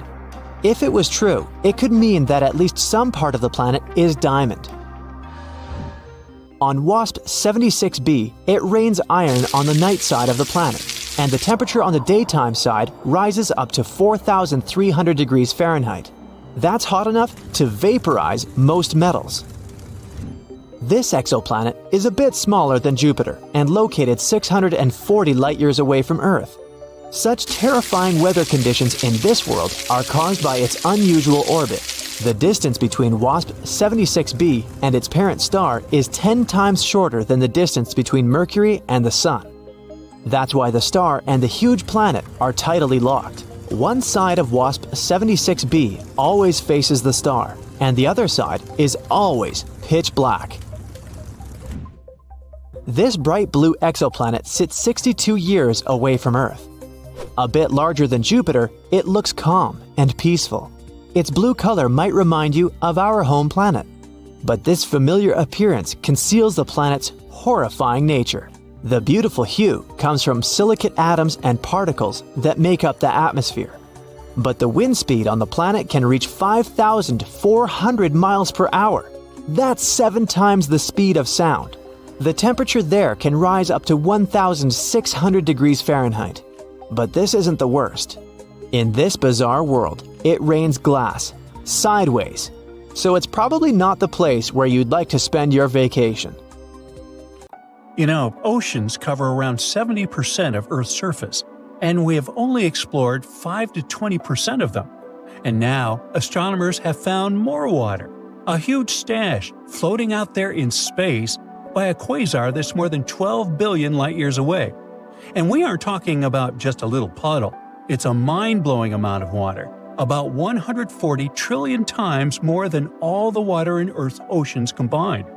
It's hanging around a supermassive black hole that's a staggering 20 billion times bigger than our Sun. This black hole is surrounded by a super bright quasar, It gives off as much energy as you get if you gathered 1,000 trillion suns. I can't count that high. Oh, by the way, since light takes time to reach us, we're seeing this quasar as it was when the universe was still very young. Astronomers are sure that the newly discovered water reservoir is the farthest and biggest we have ever found in space.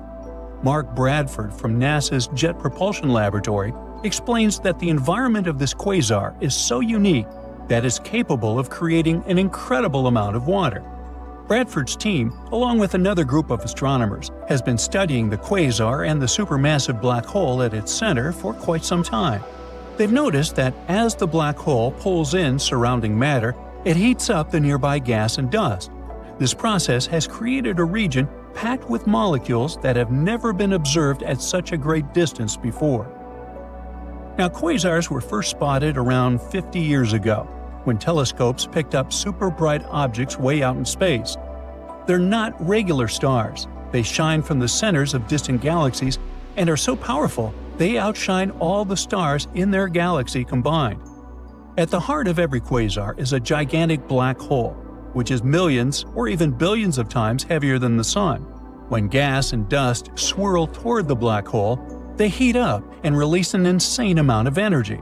It makes quasars some of the brightest and most powerful things we've ever seen in space. Looking at quasars is like looking back in time.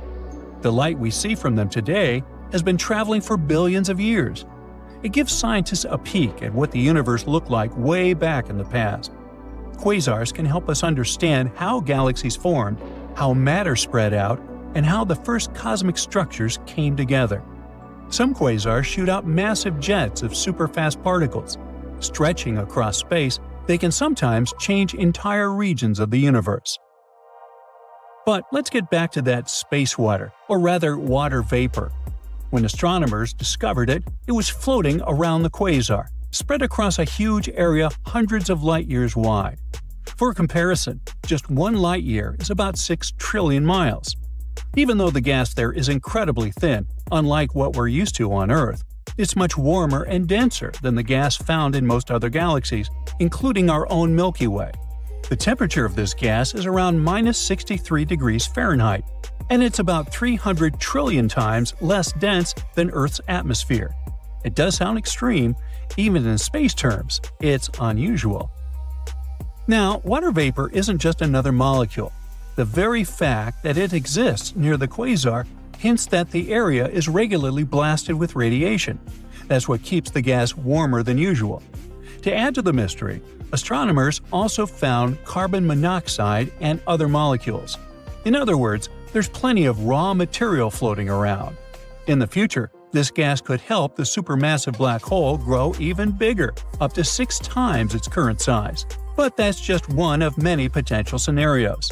Some of the gas might get pulled into the black hole, some could form new stars, and some might even get flung out into space.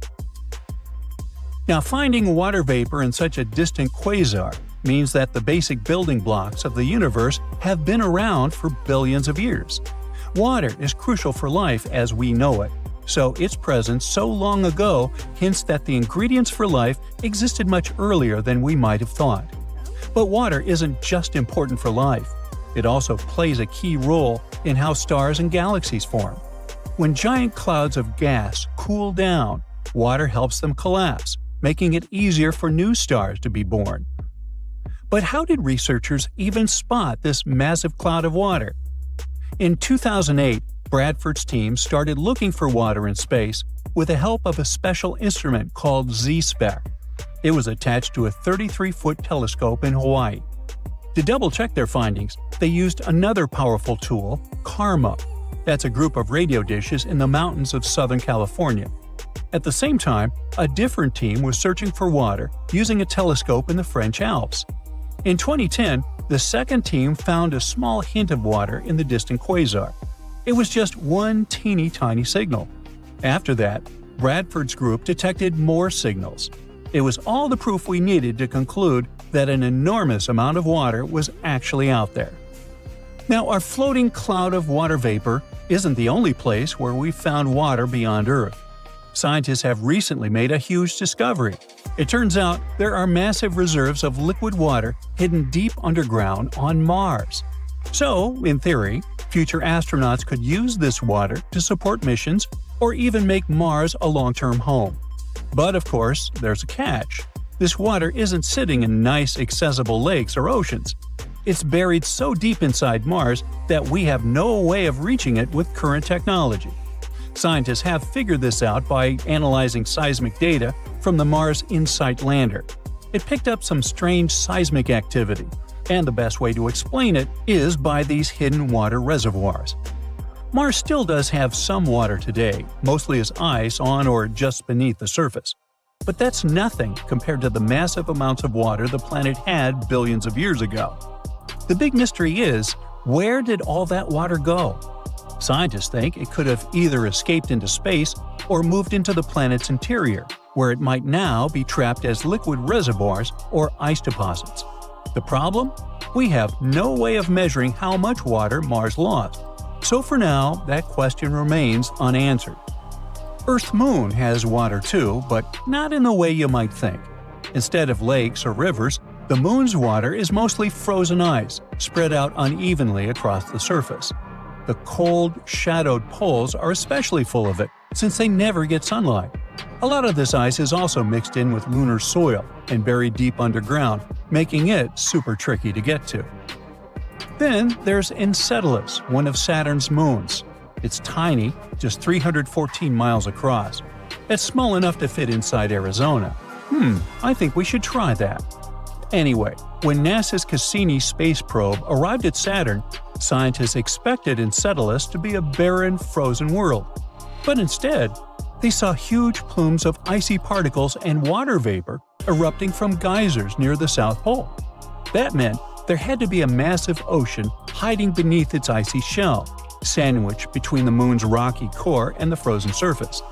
The fact that this ocean is active and constantly sending material into space makes Enceladus a top candidate for future exploration. We also have Europa, one of Jupiter's moons, and one of the most promising places to search for alien life. Europa has a gigantic saltwater ocean that could be 40 to 100 miles deep. This means it might hold more water than all of Earth's oceans combined. But there's a big obstacle. This ocean is hidden under a thick ice shell, which scientists think is 10 to 20 miles deep. Europa's ocean stays liquid because of tidal forces from Jupiter's gravity. The planet's massive pull stretches and squeezes the moon, creating friction, which heats up the interior, stopping the ocean from freezing solid. And the most exciting part is that scientists think water plumes might be erupting from cracks in Europa's ice, shooting ocean water into space. Now, if that's true, we could potentially sample the ocean without having to drill through miles of ice. But there are still a lot of unknowns. How big are Europa's water reservoirs? How quickly do they refreeze? And how does the intense temperature and pressure affect the ice? Scientists are eager to figure this out because Europa's ocean is one of the best bets we have for finding extraterrestrial microbes somewhere in our solar system. There's something happening inside the moon, something that nobody expected. Not a dramatic shift you'd see on the outside, but deep down, where things seem frozen in time, scientists have uncovered a hidden layer of what you could only call moon goo. Remember those school lessons about the crust, mantle, and core? Much like the Earth, the moon is made up of layers, a crust, mantle, and core. However, the moon's core is much smaller compared to ours. Earth's core is huge. It makes up about a third of our entire planet's mass. The moon's core makes up only about 1 to 2% of its mass, and its diameter is about 1/5 the diameter of the moon itself. It's surrounded by a hard, rocky mantle. But it turns out that between these two layers, that mysterious goo layer, and it's way more important than you might think. The layer is soft and partially molten, ebbing and flowing like the tides in our oceans. It rises and falls, stretching and shifting as if it were alive. Its movement isn't chaotic, but subtle and regular. We always knew that the moon influences our seas and oceans, causing tides with its gravity. But it turns out that we influence it back. The goo ocean reacts to the gravitational dance between Earth and the Sun. Also, the molten layer could be made of ilmenite, a very intriguing material. Ilmenite is rich in titanium, a strong and lightweight metal that we really love over here on Earth. Titanium is used in everything from airplane parts and spacecraft to medical devices, even in everyday items like bikes and laptops, all because it's incredibly strong and very resistant to corrosion and heat. So, if the moon might have a molten layer rich in ilmenite, that would be awesome. Astronomers are already planning for lunar bases, and if we had a material to build structures, spacecraft, or even tools for astronauts right there, that would be a game changer. Otherwise, we'd need to transport materials from Earth, which is extremely costly. This is our first tangible sign that the moon is not just a cold, boring rock. Instead, it's dynamic, living, and breathing, with moving forces beneath the surface. NASA used new special tools to discover this: the Gravity Recovery and Interior Laboratory and the Lunar Reconnaissance Orbiter. These are both space missions designed to study the moon, but they don't just look at the surface like a telescope. Instead, they help measure things we can't see with our eyes, like the moon's gravity and how it changes over time. Grail sent 2 small spacecraft around the moon named Ebb and Flow. Clever. The idea was for these spacecraft to fly close to each other and measure tiny differences in the moon's gravity as they go. It's like they were feeling the moon's invisible pull in different places. If the moon's gravity was stronger in one spot, the spacecraft moved closer together, and if it was weaker, they moved farther apart. This helps scientists understand what's going on inside the moon, even if they can't actually go there. And the spacecraft intentionally crashed into the moon in December 2012 to end the mission. The Lunar Reconnaissance Orbiter is a bit different. It takes super detailed pictures of the moon and collects other important information about its surface. By combining the information from both Grail and LRO, we were able to find this goo layer. But this discovery actually challenges everything we thought we knew about lunar geology. How did this molten layer get there?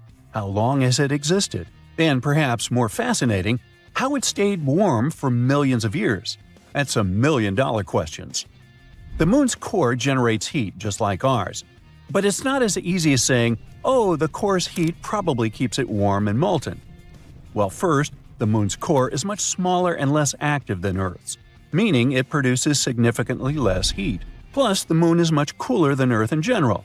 With temperature dropping to minus 200 degrees Fahrenheit on the surface, how could this inner layer still stay in this flowing state? That's still a mystery. In any case, this goo could actually explain a lot of stuff about the moon. For example, astronomers were exploring moonquakes and how they happen. Now they think that it might be this semi-molten layer shifting and moving beneath the surface. Now, beyond the moon itself, it also tells us more about other celestial bodies. If the moon, something we considered basically a huge static rock, has such a dramatic life, what about other planets, moons, or asteroids? Could they also hide similar hidden movements beneath their surfaces? We can even understand our own planet better, learn more about how tides and similar stuff works. There are so many great discoveries we've been making on the moon. Recently, we found some awesome stuff beneath the surface, massive caves hidden for millions of years. For over 50 years, scientists have suspected that the moon's surface is full of underground tunnels and caves. These are known as lava tubes because they were formed by lava. Duh! Millions of years ago, the moon was pretty unstable. It underwent some volcanic activity, causing eruptions. When a volcano erupts, lava can flow across the surface. As the outer layer of the lava cools and hardens, it forms a solid roof of dark material. It's actually what these famous dark spots on the moon are. These are dark, hardened remains of ancient lava. But the hot, molten lava continues to flow through the center. Once the eruption ends and the lava drains away, what's left behind is an empty hollow tunnel, hence a lava tube. On Earth, we have lava tubes in places like Hawaii or Iceland, where volcanic activity has created similar underground tunnels. The same thing happened on the moon billions of years ago, although they're much crazier compared to ours. In fact, Lunar lava tubes are now thought to be some of the largest and longest in the entire solar system. One such cave was discovered beneath the famous Mare Tranquillitatis, the place where Apollo 11 first landed, and it's at least 340 feet deep. Now, all these lava systems have remained hidden just beneath the surface, untouched for millions of years. Only now they finally managed to prove their existence. Scientists from the University of Trento in Italy found them using special radar technology and advanced computer methods. These techniques let you see underground by sending radar waves. The waves bounce back and give clues about what's hidden underneath. By analyzing the way these waves reflected back, the researchers could detect the shape and size of the hidden caves. Now, the best thing about this discovery is that we could build all our bases there. These caves protect from radiation, harsh winds, and meteoroids. NASA even found evidence that some of these caves stay at a steady 63 degrees Fahrenheit. That's some crazy coziness for the moon. And on top of that, there could even be some water there. So humans could take shelter inside these natural tunnels and build entire colonies on the moon. And I know what you're thinking. Could unexpected lunar monsters hide deep in those caves? Well, sure. There's a huge potential for exploring these caves and finding some awesome stuff. But even if we manage to find a miracle, like small life or microbial organisms, there's a 99% chance that there won't be actual animals or monsters. It would just be impossible for them to develop in such conditions. But it would make a great horror movie. Researchers want to send robots or drones to explore the tunnels first, and then see if they're safe enough for humans. And it's not just the US getting in on the action. China is also investigating the possibility of using these moon caves as a future base, showing that the race to explore and settle the moon is heating up. Hey, does anyone remember the gold rush? Back in the 19th century, prospectors were flooding California rivers with a pan in hand, chasing wealth. Well, scientists now say it might be time for the moon rush.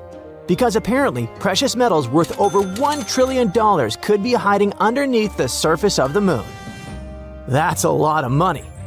However, can we really reach it? And if so, who does it belong to? If you have ever paid close attention to the pictures of the moon, you probably noticed a lot of holes and craters. Our satellite is like a giant Swiss cheese. It has over 1.3 million craters, if you count those larger than 0.6 miles. But today, we're focusing on about 6,500 really big ones, those over 12 miles wide. Those were not made by little green men or little green moles, but rather by asteroids crashing into the moon since eternity. Scientists compared moon scans to meteorites, and after crunching the numbers, they think there could be a fortune in platinum hiding in those craters. What's exciting is that many of these resources could be just a few feet beneath the surface. The moon doesn't have an atmosphere like Earth, so there's no wind, rain, or earthquakes messing things up. That means those asteroid crashes left their priceless metals pretty much right where they landed, undisturbed in lunar dust for millions of years. With each crater like a giant space bowl, catching platinum, iridium, palladium, and other metals. On Earth, we have to drill super deep just to get a tiny bit of these. By the way, did you know that most of the mineable gold on Earth likely came from ancient meteorites? When Earth first formed, almost all the original gold sank into the core. The stuff we can actually dig up today is probably what's left when space rocks slammed into the crust billions of years ago. So maybe you wonder why not reach for the asteroids and mine there? Well, that's because they're out of reach. Yes, in theory, it would be possible to mine from asteroids, but obviously the moon is way closer and easier to get to than any other giant rocks floating in space. We've already walked on it and brought back pieces of it to Earth, so it's fair to say we are familiar with it. This makes mining it a much smarter step than chasing unpredictable asteroids. However, asteroids are next on the list. Also, when it comes to mining the moon, it's not just about the prize. Some of those craters have frozen water. We know that because several missions, like NASA's Lunar Reconnaissance Orbiter and India's Chandrayaan-1, have found frozen water ice in dark craters near the moon's poles. This ice is super valuable because it can be broken down into oxygen and hydrogen. They are the parts needed to make rocket fuel. It could also be purified for astronauts to drink, or even used to help grow plants. Imagine filling up spaceships with fuel right on the moon before flying off to other planets. Not only does that sound pretty cool, but it's also economical and convenient. That would save us a ton of money and effort. And if we're already stopping to refuel, why not stick around and set up shop? It's about building a whole new space base and turning the moon into a launching pad for exploring deeper space. A moon base would let scientists study wild space weather, practice building habitats, and test robots in real lunar dust. I can't be the only one excited for the future where robots stream their live missions from the moon. The skills and knowledge we develop there could be essential for living on Mars or exploring the moons of Jupiter and beyond. This is not as far-fetched as you might believe. Companies like Astroforge and Karman Plus are working on tech to mine asteroids, and maybe the moon someday. NASA's Artemis program is trying hard to set up a sustainable human presence on the moon in the next decade. And Europe's space agency is also eyeing lunar resources. So yeah, the idea of people and robots working together on the moon is probably just a matter of time. Still, it's not as simple as it sounds. There are big questions that humanity faces. Just like with the original gold rush, it's a bit of the Wild West when it comes to rules. The Outer Space Treaty, signed in 1967, says no country can claim the moon as its territory. However, it's pretty vague when it comes to private companies mining resources. So, if you build your rocket and mine some platinum first, is it yours? Well, as for right now, it's a guessing game. Countries are debating and trying to figure it out before the space gold rush turns into a lunar free-for-all battle royale. Then there's the challenge of protecting the moon's one-of-a-kind environment.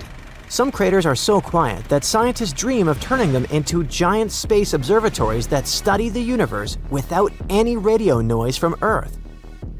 Mining nearby could shake things up or kick dust into the air. Lunar soil could damage the sensitive gadgets and ruin the billion-dollar science experiments. That would definitely annoy researchers. Plus, some parts of the moon have been untouched, and mining could wipe out cool spots we haven't even fully explored yet. So basically, we want to make sure we don't turn the moon into a lunar construction site before we've learned all its secrets. That's why some experts suggest setting up protected zones on the moon, like national parks here on Earth, where mining and heavy machines just aren't allowed. That way, we get the benefits of lunar resources but keep the moon's most important areas safe for research and discovery. But here's an even bigger question. How is this thing going to affect us casual Earthlings who can't take a walk up to the moon with our metal detectors and explore? The moon's rare metals aren't just worth a lot. They could actually be super useful for future tech. Platinum group metals, which might be found in lunar soil, are used in things like medical gear, satellites, and even some types of batteries and fuel cells. If the moon really is sitting on $1 trillion treasure, it could boost tech industries and possibly lower costs. There's also helium-3, a rare isotope found on the lunar surface. Scientists think it could someday be used for nuclear fusion, providing a clean, powerful source of energy that doesn't create greenhouse gases or long-term radioactive waste. If fusion becomes possible, even small amounts of helium-3 could power entire cities. One cool perk of using resources from space is that we could cut down on all the digging and pollution here on Earth. That means less damage to our environment and more sustainable ways to keep up with our growing population's needs. On the other hand, all these new opportunities could create new challenges. Of course, there's going to be a cosmic tug-of-war with who gets the goodies. Nobody wants the fear of missing out on a moon rush. Bottom line, lunar mining isn't just a science experiment. It's something that could affect economies, technology, and the environment here on Earth, for better or worse. When I was a kid, hundreds of years ago, we had the moon bases on the covers of our science books. One of the reasons why moon landing projects became so rare is that it just wasn't financially viable. Why should a country spend resources to get to the moon if there's nothing valuable up there? However, now that we think there's something out there, everything could change. That's why I already imagine myself working 9 to 5 on the moon, fixing robots and growing moon plants. But it's time to get back to Earth, so to speak. Nobody's setting up a moon McDonald's or booking lunar Airbnbs just yet. Even the most optimistic experts say we're still decades away from big mining operations or permanent lunar bases. For now, most missions will be robotic, experimental, and with price tags that will make your head hurt. So until we all get our moon mining helmets, it's something to think about while moon gazing. What about that wealth hiding on the bright side of the moon? Thank you for watching. It's been decades since the last manned moon landing, Apollo 17, which happened in December 1972.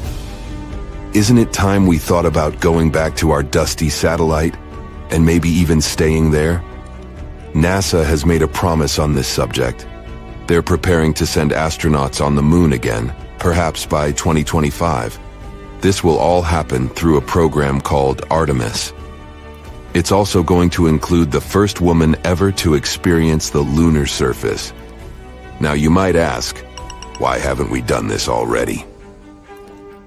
One former NASA administrator said something interesting on the subject. It's not because of scientific or technological issues. Problem was that the potential projects took too long and were just too costly. You see, space travel, especially when it involves humans, isn't easy on the pockets. It's true that, in recent years, NASA had budgets of billions of dollars. Sure sounds like enough money, right? Well, not when you check out their to-do list. That's because they have to consider everything. From telescopes and giant rocket projects to missions also targeting the Sun, Jupiter, Mars, and beyond. When you look at it this way, NASA needs to be very good at budgeting to achieve all those goals. It's not just because of finances, though. The moon itself is quite problematic. It poses real dangers that cannot be taken lightly. For starters, its surface is filled with craters and boulders that aren't easy to land on. Then, there is the moon dust, or regolith, if you'd like to call it by its scientific name. It was created over many years by meteorite impacts. It's extremely harsh and sticks to everything. It can potentially damage spacesuits, vehicles, and systems quite quickly. Also, dealing with the lunar habitat isn't a walk in the park either. The moon has no protective atmosphere. What this means is that for 14 days at a time, the lunar surface is faced with harsh rays from the sun. That period is followed by another 2 weeks of total darkness. All these changes create extreme temperatures, which us humans are not really accustomed to. There are solutions, don't worry. NASA is working on dust and sun-resistant spacesuits and vehicles. They're even developing a system that might supply electricity during those lunar nights. What's even more interesting about this system is it could come in handy on Mars too, once we get there. NASA also needs to draw in really smart people for its projects. Think about it. The average age of the people working for the mission control for Apollo 13 was just 26 years old. And these people had already been part of numerous missions by that time, which means they'd had considerable experience from a very young age. But here's where other individuals can help too. In recent years, it wasn't just NASA who's been working tirelessly to revolutionize space travel. There are many successful people out there with enough resources to join in on these efforts. Some are developing new types of rockets that can land on the moon too. In total, NASA landed 12 people on our satellite. It's definitely one of the most awesome moments in its history, if not the best. And those astronauts did amazing things up there. They brought back rocks, took snapshots, did science experiments, and even left flags behind. These were all important moments of the Apollo missions, but they weren't meant to create a safe place for humans on the moon. Scientists have had this idea of a lunar space station for a long time now. It's only logical. After all, it's just a 3-day trip from Earth. It means we can, technically, afford to make little mistakes here and there, without messing up the whole project. Plus, we'd learn so much before venturing even further into space. A moon base could provide fuel for deep space missions. We could also build telescopes up there, and launch them way easier in space. It could also help us in another important project. Figure out how to make Mars habitable too. Not to mention, a lunar space station would help us learn more about the moon's origin. Who knows, it could even bring in some money because of all that fun, exciting lunar tourism. Either way, the Apollo moon program took a lot of work. For starters, let's look at the sheer number of people involved. Around 400,000, from every corner of the states. Not everything was picture perfect, tough. There were two main unfortunate events. Firstly, a fire mishap at the launch pad of Apollo 1. Secondly, an oxygen tank decided to throw a tantrum on Apollo 13, causing severe issues mid-mission. An important part of the project was Saturn V.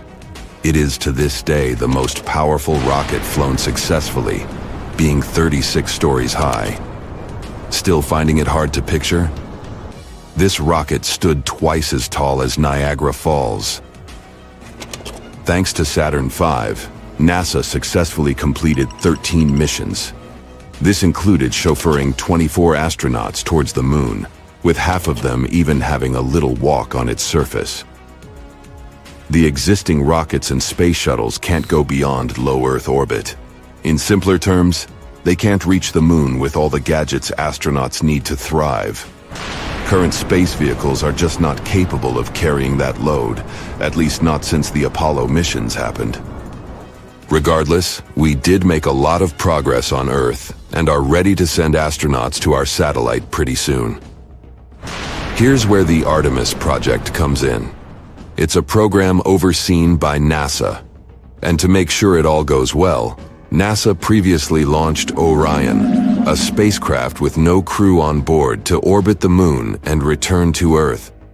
Think of it as an automated test drive. Before we actually send people out there again, we need to make sure all the devices work properly. One day, Orion will be the vehicle that will take astronauts to the moon again. It features a launch abort system to keep astronauts safe in case something bad happens during launch. It also has a service module, which is the powerhouse that fuels and propels Orion and keeps astronauts alive with water, oxygen, power, and temperature control. All these future projects make one wonder, what will life on the moon be like anyway? We can only use our imagination for now.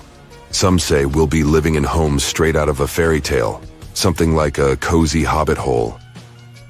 Living underground on the moon might be a must. That's due to the scorching temperatures and the lack of oxygen. If you add meteorite threats and the non-stop radiation, it's no wonder we can't just walk on its surface. What about transportation? Big and small companies alike are trying to create the ideal moon ride. If current estimations are current, one type of moon taxi will take off as soon as 2024. Unlike our current rockets, these space taxis won't have to deal with the harsh conditions of re-entering Earth's atmosphere. It will be easier for them to make multiple round trips. To support our lunar living, we'll need to have a special area for space taxis to safely take off and land. Think of it as a landing pad on a firm, flat stretch of moon surface, protected by walls to shield against moon dust. Moving around on the moon's surface will be made easier too. The next generation vehicles we're talking about will have their own controlled environment, which means you won't need a spacesuit while inside. Should feel like stepping out of your space ride for a bit.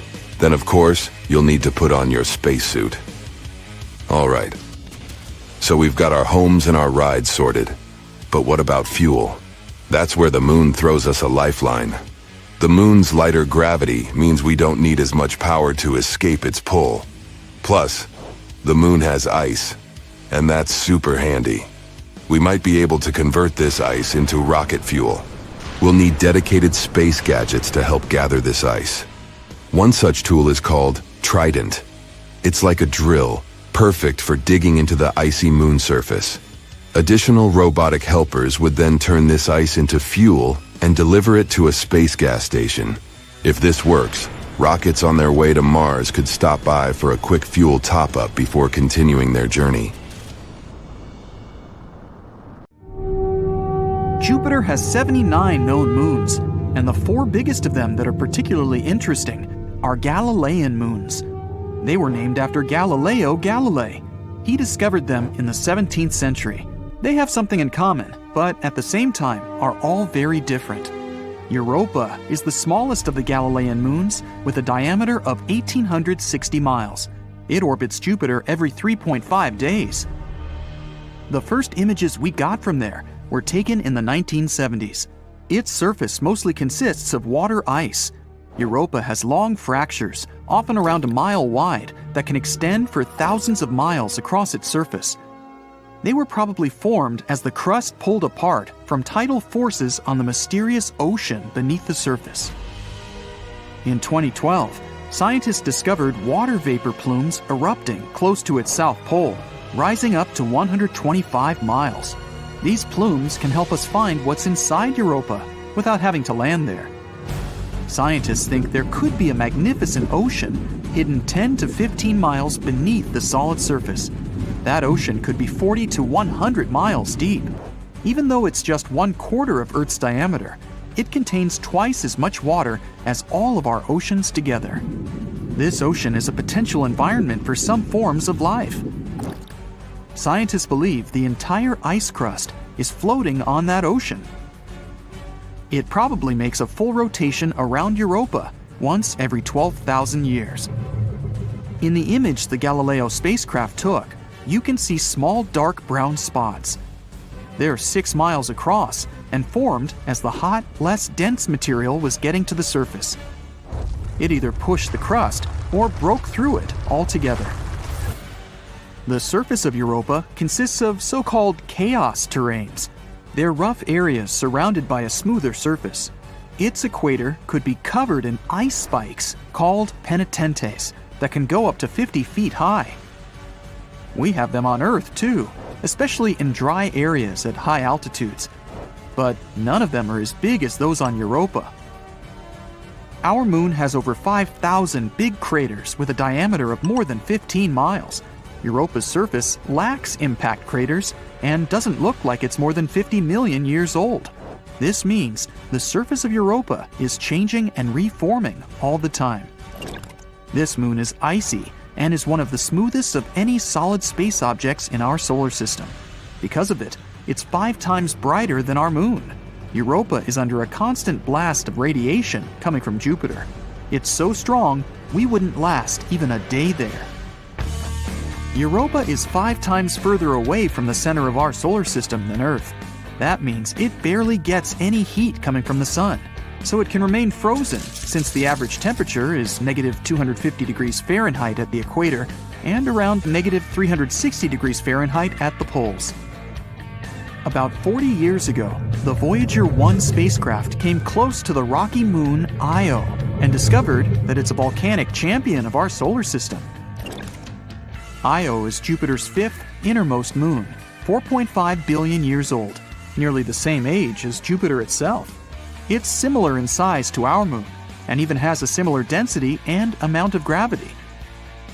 Many moons in our solar system consist of silicates and water ice, but Io is made of iron and silicate rock.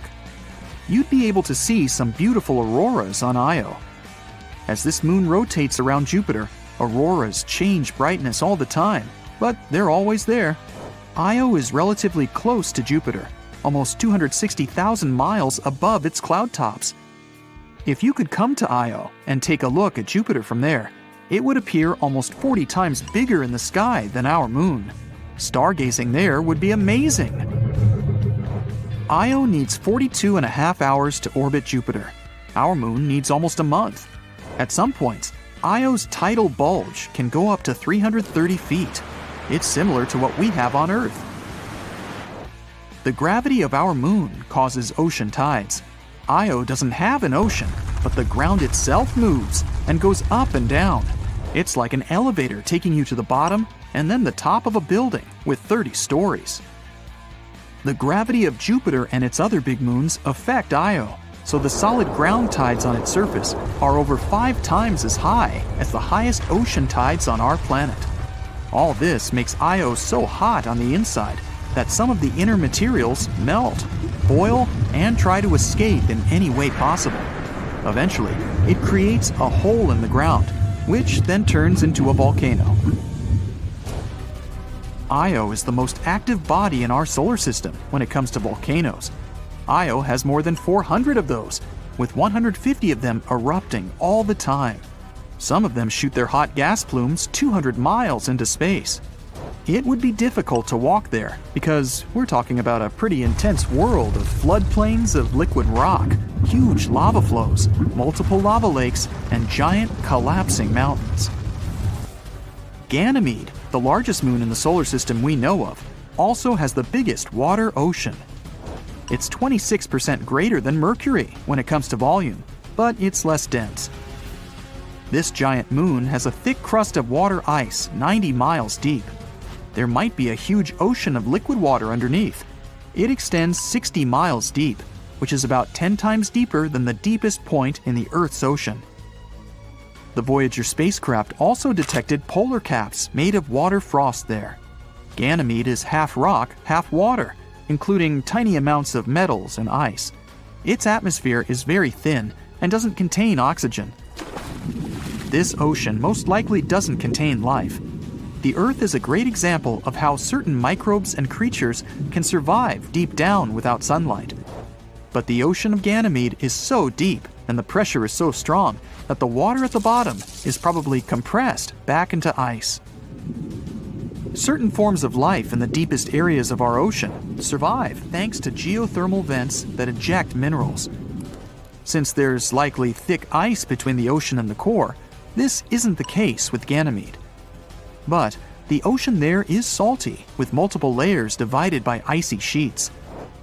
If there's any chance of life, it could be in the part where the rocky core is in contact with the most internal icy layer. Beneath all that water and ice, Ganymede is the only moon in the entire solar system with a magnetic field. It's possible because this moon has a liquid core. Ganymede circles Jupiter approximately once every 7 days. Its orbit is so eccentric that at some points, it's pretty close to Jupiter. Ganymede, Io, and Europa have gravitational forces that affect each other. In the time Ganymede orbits Jupiter once, Europa makes 2 orbits, and Io makes a full circle 4 times. 1/3 of Ganymede's surface contains big dark regions, while the other 2/3 are lighter. Dark areas are older and contain more craters. Lighter areas have long ridges and grooves, about 2,300 feet high and thousands of miles long. Callisto, the 3rd biggest moon in the solar system, 3,000 miles in diameter, needs 17 Earth days to orbit Jupiter. Its atmosphere is very thin. There are many impact craters, but its ancient crust has basically been the same for more than 4 billion years. When a planet is geologically active, like the Earth, some things can erase most of the evidence from past impacts. Water, volcanoes, tectonic plate movements, human activity, and weather. All this changes the surface. Callisto has experienced none of those. Scientists think this moon used to be an ocean world that eventually froze over. It was hit by meteors from time to time, but mainly remained untouched. And yet, it still has some pretty impressive craters. like Valhalla. The biggest multi-ring crater in our solar system, that's 2,500 miles in diameter. Major craters on Callisto contain more rings than those on other celestial bodies. Whatever hit the moon was big enough to have punctured the thin crust, causing water to spread on the surface. And under this thin crust, there could be either salty ocean or soft ice. The Galileo space probe detected that Jupiter's magnetic field couldn't penetrate through this moon, likely because of a layer at least 6 miles thick. That's why it's hard to explore Callisto. Moons like Europa have vents that eject water from the subsurface oceans. But to explore Callisto and discover more about its past, we'd have to use the old-school way, digging through the crust. If we wanted to explore the outer parts of our solar system, Callisto would be a great spot because Jupiter's radiation doesn't reach it. So we'd be safer there than on some other inner moons. So, Mars has several faces. No, really. Back in 1976, when the Viking 1 orbiter was checking out the red planet, it spotted something interesting, a big structure that looked like a human face. It was in the region called Cydonia. It soon became very popular. A bit later, we also discovered the so-called crown face in Libya Montes. Mars in general has a lot of strange structures on it. In 2022, we spotted a door-like structure there. NASA's Curiosity rover snapped some pictures of a rocky mound called East Cliffs on Mount Sharp. This mound has natural cracks in it, and one of them is about the size of a dog door, like something from an ancient Egyptian tomb. A lot of people hyped that story up. The image was shared widely on social media, making the crack look bigger than it really is. Some people think that it's hinting at extraterrestrial life. But after looking closely, NASA found out that it was just a narrow crack in the rocky terrain. These cracks and gaps are pretty normal in rocky areas, both on Earth and Mars. The crack formed naturally over time, maybe from wind erosion or Mars quakes. Mars is a gold mine of mysterious structures. Recently, we found some strange spiral shapes there.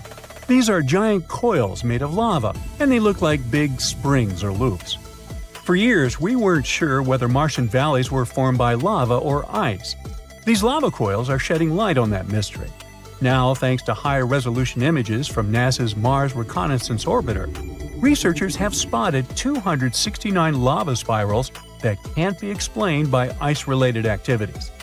What's fascinating is these lava coils are like the ones we see on Earth, like those formed by Hawaiian lava flows. These spirals are so well preserved that they were easily overlooked before. They range from 16 to almost 100 feet wide and are subtle, blending into the dusty Martian landscape. These coils can teach us a lot about Mars's composition, especially its crust and mantle. We still don't know much about those. But Mars isn't the only planet with strange structures on it. For example, Saturn, the gas giant of our solar system, has a fascinating feature at its north pole, a huge hexagon. This is a hexagon-shaped cloud pattern. It's about 9,000 miles long, making it larger than the diameter of Earth. It's thought to be a jet stream made of gases moving very fast, at about 200 miles per hour. This hexagon was first spotted by the Voyager mission in the 80s, and later seen up close by the Cassini mission in 2006. The Cassini mission noticed a change in its color from blue to golden over time. There are different ideas about why Saturn has this thing. One theory suggests it forms because of the way winds move at different speeds near Saturn's poles. Similar shapes were created in lab experiments when liquids were rotated at different speeds. Another idea suggests that a slow spinning stream of air, along with Saturn's special weather patterns, might be responsible. In 2020, we found that when storms are surrounded by winds swirling in the opposite direction, they can create a steady hexagon shape. So far, this is the most likely explanation. Saturn also got lucky with the bizarre moons. One of them is called Lapidus. This moon has a weird feature, a huge ridge that wraps around its middle like a giant belt. This basically makes it look like a giant walnut. Where's my nutcracker? This ridge is incredibly tall by our standards, around 8 up to 12 miles high and stretching 124 miles wide. It covers more than 3/4 of the moon's surface and is considered the third largest mountain range in the entire solar system. Now, we don't have a clue about how this enormous ridge formed. It's unlike anything seen on other planets or moons. There's one idea, though. The ridge might be the remnants of a dead moon. Let's say billions of years ago, a colossal impact shattered chunks of material off Lapidus. These pieces circled around the moon, forming a mini-moon or sub-satellite. And over time, the gravitational pull of Lapidus tore this mini-moon apart, creating a ring of debris around it. As the debris from this ring fell back onto Lapidus, it built up the massive ridge we see today. They think this process happened quickly, maybe over centuries. Saturn's gravity didn't interfere because, luckily, Lapidus was quite far away from it. If Lapidus was closer to Saturn, its moon might have been pulled away. But we do need more simulations to see if this theory is true. Titan, another one of Saturn's moons, also has some weird stuff going on in its methane seas. Scientists have spotted these strange bright spots called magic islands that seem to pop up and disappear over time. We have no idea what they are. Titan's atmosphere is packed with complex organic molecules that clump together and fall to its surface like snow. These magic islands might be snow clumps that soak up methane and sink very slowly. But there's a problem. In water, molecules stick together, which is why stuff can float on top of it. But methane is different. It likes to grab onto other molecules, so it makes any solid thing sink immediately. Yet, these magic islands don't sink. There's a theory that these islands might be like sponges made of ice with lots of holes. When pieces of this holy ice come loose from the edge of the lake, they can float on Titan's seas for a bit before going down under. There are also other ideas, like bubbles of nitrogen gas or waves caused by wind. We need more research to know for sure. Moons like to be weird. Just look at our own one. In 1971, we found a patch with missing soil on our moon, and it looks like a blue lake. They call this mysterious spot Ina. We first spotted it during the Apollo 15 mission in 1971. Later, the Apollo 17 mission took clearer pictures of it. This spot, shaped like a bluish D letter, is one of the weirdest things on the moon. The color comes from special rocks rich in titanium called basalts. These rocks cover Ina's floor and make it look blue. There are also bluish areas near the edges of the mounds inside Ina. Ina is unique and probably has a long history. It might have had volcanic activity, with mounds that are about 3.5 billion years old. It's similar to the surface age of the volcanic field that surrounds Ina. Now, our moon has its own face, just like those on Mars. There's an area near the moon's south pole that looks like a face, but it's just a bunch of craters and shadows that happen to make an image resembling a face when seen from far away. These craters have been there for billions of years and cover about 16% of the moon's surface. Some of these craters might even have water and ice inside of them. You might be wondering why there are so many faces in our solar system. Well, that's because our brains are wired to recognize faces, even when there aren't any. It's a phenomenon called pareidolia. Our brains try to make sense of shapes, so when we see something that looks a bit like a human, our brain turns it into one because it's familiar. Like when you see a shadow figure on a chair with clothes, or even on Mercury. Some people see shapes like Mickey Mouse. So don't worry, it's not extraterrestrial life. It's our brains that play tricks on us, making us see familiar shapes like faces even where they don't really exist. This planet, yeah, the one right here, shouldn't exist, but it does. A newly discovered planet rotates around a star that's much smaller and dimmer than our Sun. The planet, however, is enormous. Such a tiny star couldn't create it, so it's like finding an ostrich egg in a chicken coop. A team at Penn State built a special tool called the Habitable Zone Planet Finder. It's an instrument that's supposed to find planets around dim, cool stars. It's connected to a big telescope in Texas. The tool looks at the light from these stars, which is mostly in the near infrared, beyond what our eyes can see. This gadget can spot changes in a star's speed caused by a planet. If the star movement slightly changes, that means there must be a gravitational pull nearby. Years ago, this technique helped find the first known exoplanet around a star like our Sun. Today, we've improved this method to make more precise measurements. Our main goal is to find Earth-like planets. They should be rocky and located in habitable zones, areas around stars where liquid water could exist.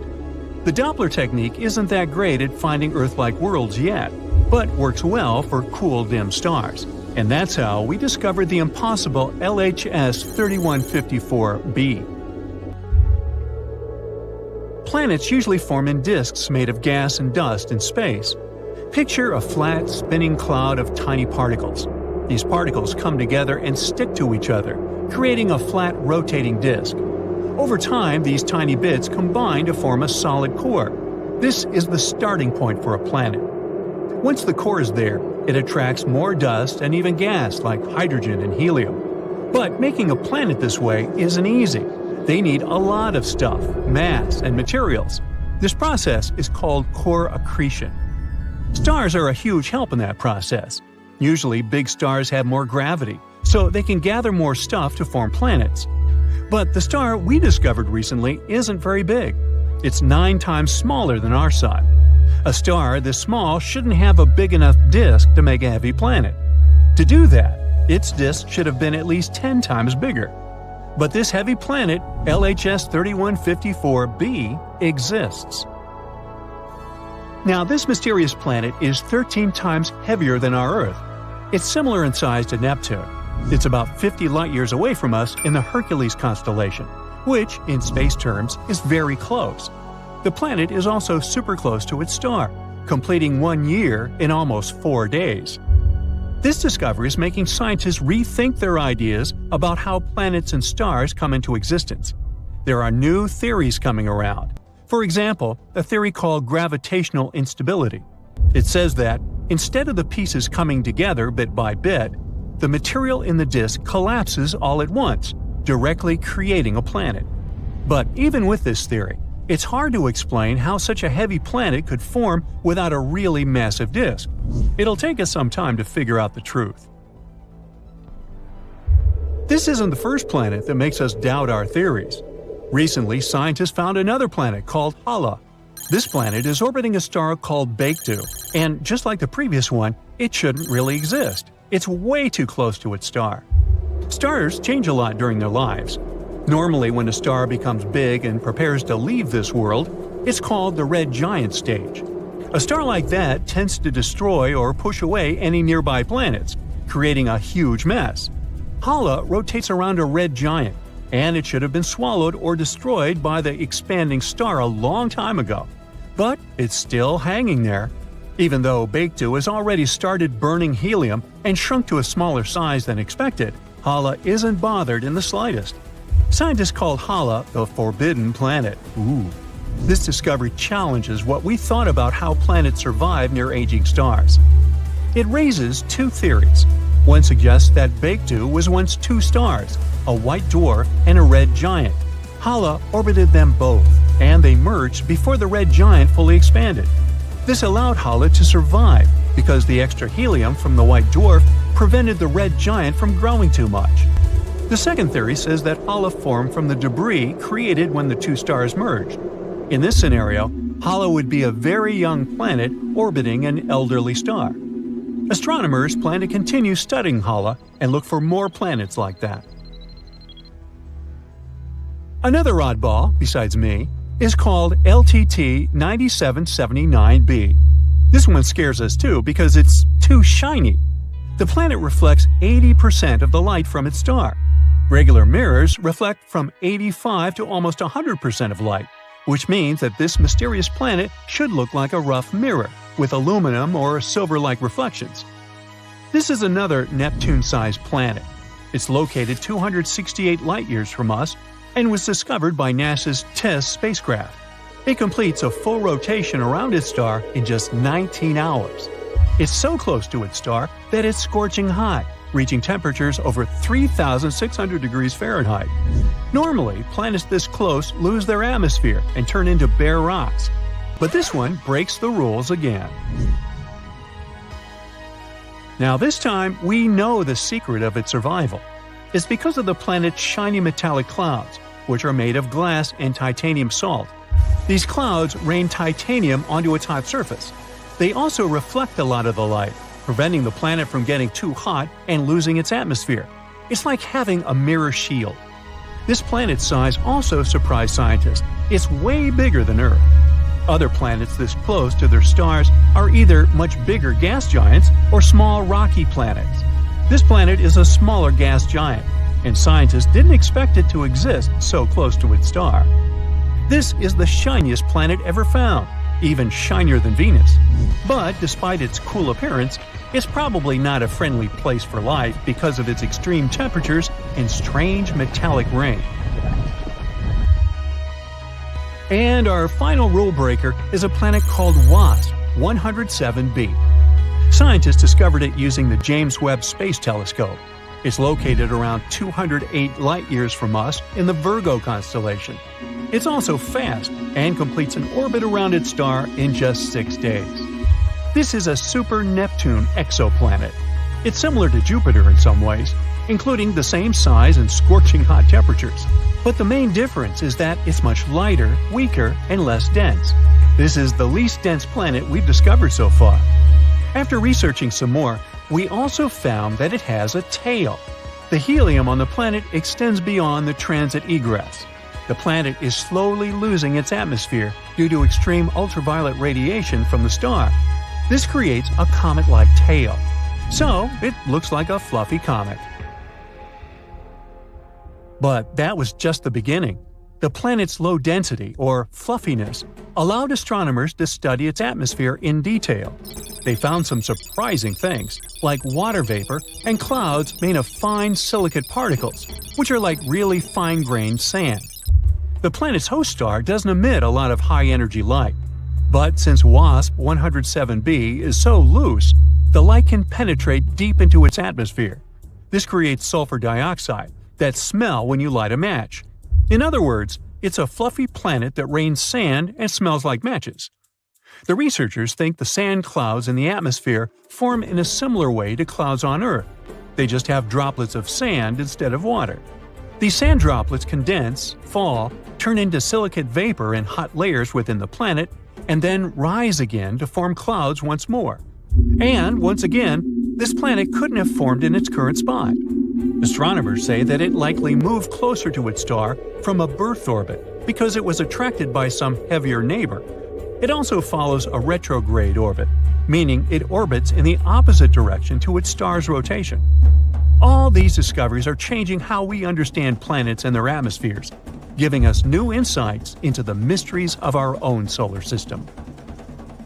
Voyager 1, which has been traveling through interstellar space for more than 45 years and is trailing a long gray beard by this time, not really, it suddenly began to send strange signals to Earth. Even more bizarre, there are no signs that the probe has broken or anything. Scientists from NASA are desperately trying to find the reason. So, what's happened exactly? First of all, let me tell you a bit more about Voyager 1 and its long journey. Voyager 1 is an American space probe. Scientists from NASA sent it into space on September 5, 1977. Voyager's goal was to explore the outer planets of our solar system, namely Jupiter and Saturn. Initially, scientists assumed that the mission would take about 5 years. The joke's on them. The probe exceeded all expectations. Not only did it fulfill its mission, but it's still working for much longer than expected. Voyager 1 has been wandering around space for more than 45 years. It's hard to estimate what Voyager 1 has done for science. Firstly, it successfully sent a lot of photos of Jupiter and Saturn to Earth. By the way, you can even check out these photos yourself. All of them are published on the NASA website. Thanks to Voyager, we also discovered several new moons of Jupiter and a previously unknown system of its rings. We learned that Jupiter's famous red spot is actually a giant superfast storm. And after leaving Neptune's orbit behind, Voyager also sent a lot of important data about interstellar plasma. So Voyager 1 successfully proved to scientists how useful it was. After that, it happily headed for its next goal, the Kuiper Belt and the heliosphere. The Kuiper Belt is a ring of icy bodies that extends from Neptune to a distance of approximately 50 AU from the Sun. It's kind of similar to the asteroid belt, but about 20 times wider and 100 times heavier. And the heliosphere is an area around the Sun where the pressure of the solar wind is balanced with the pressure of interstellar gas. Yeah, I know, it sounds like some hard scientific stuff. Just keep in mind that this data really helps us understand the universe as a whole. So, this is Voyager's last task, to tell us more about interstellar space. The probe has already sent us more than 60 frames for a mosaic of the solar system from a distance of over 4 billion miles from Earth. Scientists used these frames to make a big colored picture. The photo was called the pale blue dot, and you've probably already guessed what that dot is. Yep, that's what our Earth looks like through Voyager's eyes. This photo clearly shows how tiny we really are, and how precious and fragile our planet is. But Voyager 1 also has another, even more important mission, to tell other civilizations about us humans. You might have heard about the famous Voyager Golden Records. People created many audio and video files and added them to these records. There are a few sections. The first one contains hello in 55 languages, including ancient and extinct ones. Almost 80% of the recordings are different musical pieces, like Bach, Beethoven, Mozart, and Stravinsky. Folk music from different countries and ages, and a bit of the blues, like famous songs by Louis Armstrong and Chuck Berry. The remaining 20% of the recordings contain different human voices, sounds of nature and animals, as well as 116 images encoded as audio signals. There's also recordings of speeches by Kurt Waldheim, a former UN Secretary General, and Jimmy Carter, a former US President. These are just some friendly messages. In addition to the records, scientists also packed a needle for playing them. Don't worry, they also left a simple drawing that showed how to use all this stuff and how to translate the sounds into pictures. They added Earth's coordinates, which they created using a pulsar map. It shows the position of the Sun in the Milky Way. The record was packed in an aluminum case and covered with gold to protect it against radiation and cosmic dust. Carrying this record, Voyager 1 set off on its long journey, and it has already traveled quite a distance, I'd say. Right now, Voyager 1 is 154 astronomical units away from us. That's about 14.5 billion miles. This makes it the most remote human-made object. Initially, this title belonged to the Pioneer 10 mission, but Voyager overtook it in 1998. What a bargain for NASA! It's way beyond its best-by date. Voyager 1 is actually so cool that it even overtook its twin brother, Voyager 2, which, by the way, had been sent into space 2 weeks earlier. Voyager 1 moves at a speed of 9.7 miles per second. That's 35,000 miles per hour. Even the fastest sports car in the world travels at a speed of only 305 miles per hour. So it's hard to imagine the speed of Voyager. Anyway, at the moment, Voyager is heading to the borders of the Oort cloud. That's the name of a hypothetical layer of icy objects surrounding the solar system. Astronomers haven't confirmed its existence yet, but they're almost sure it's there. After all, even black holes were only a theory not so long ago. Unfortunately, Voyager 1 won't return back to the solar system. It'll keep in touch with Earth at least until 2025. But eventually, we'll lose the connection with it for good. In 300 years, it'll reach the borders of the Oort cloud. And in 30,000 years, I won't be around then, it'll finally leave the solar system. And if nothing happens to it along the way, in another 10,000 years, Voyager 1 will approach red dwarf star Gliese 445 in the Giraffe constellation. In the future, the probe will probably keep wandering around the Milky Way galaxy. And now, let's finally discuss the mysterious signals part. So, what happened? Well, a rather unusual thing. NASA's Jet Propulsion Laboratory, which monitors and controls both Voyagers, reported this problem in May 2022. Our veteran spacecraft suddenly began sending strange data to Earth. The whole situation puzzles even engineers from NASA. Now, I bet you're thinking, come on, the thing just probably broke down or something. But the truth is that Voyager 1 is totally fine. It works as usual, receives and carries out commands from Earth, and collects and sends scientific data. But the readings of the AACS, which stands for Attitude and Articulation Control Subsystem, don't show what is actually happening to Voyager anymore. This system supports the orientation of the probe in space and helps it keep in touch with Earth. So, basically, the signals mean that the probe's orientation in space is messed up. But scientists claim this is not the case. They know that the source of the antenna signal remains in the same position relative to Earth as planned. The problem hasn't triggered any of the onboard fall protection systems. The probe hasn't even entered safe mode. So, what in the world, or universe, is going on? Suzanne Dodd, the head of the project, says that the problem is not actually that unexpected. After all, Voyager 1 is already 45 years old. The expert admits that what's happening to the probe remains a mystery to them. They don't know exactly where the incorrect data is coming from, and it's unclear how this will affect the operation of Voyager. She adds, though, that it's not that surprising, considering that the probe is in interstellar space. There's a very high level of radiation there. No spacecraft has ever reached that point before. Scientists from NASA say they'll keep closely monitoring the data coming from Voyager 1 until they figure out the problem. If they find it, the management team will try to fix it. Otherwise, the team will have to adapt to the new conditions. It might not be enough just to understand the problem, though. It takes as much as 20 hours and 33 minutes to receive the signal from Voyager, and it takes the same amount of time to respond to it. Well, at least the second spacecraft, Voyager 2, is totally fine, even though it's also currently in interstellar space at a distance of 12 billion miles from Earth. Anyway, we can only wait for news and hope that the problem will be resolved. I actually wonder how much longer can Voyager 1 last? Will it be able to fly to the borders of the Oort cloud in 300 years? What do you think? I'd like to hear your thoughts in the comments.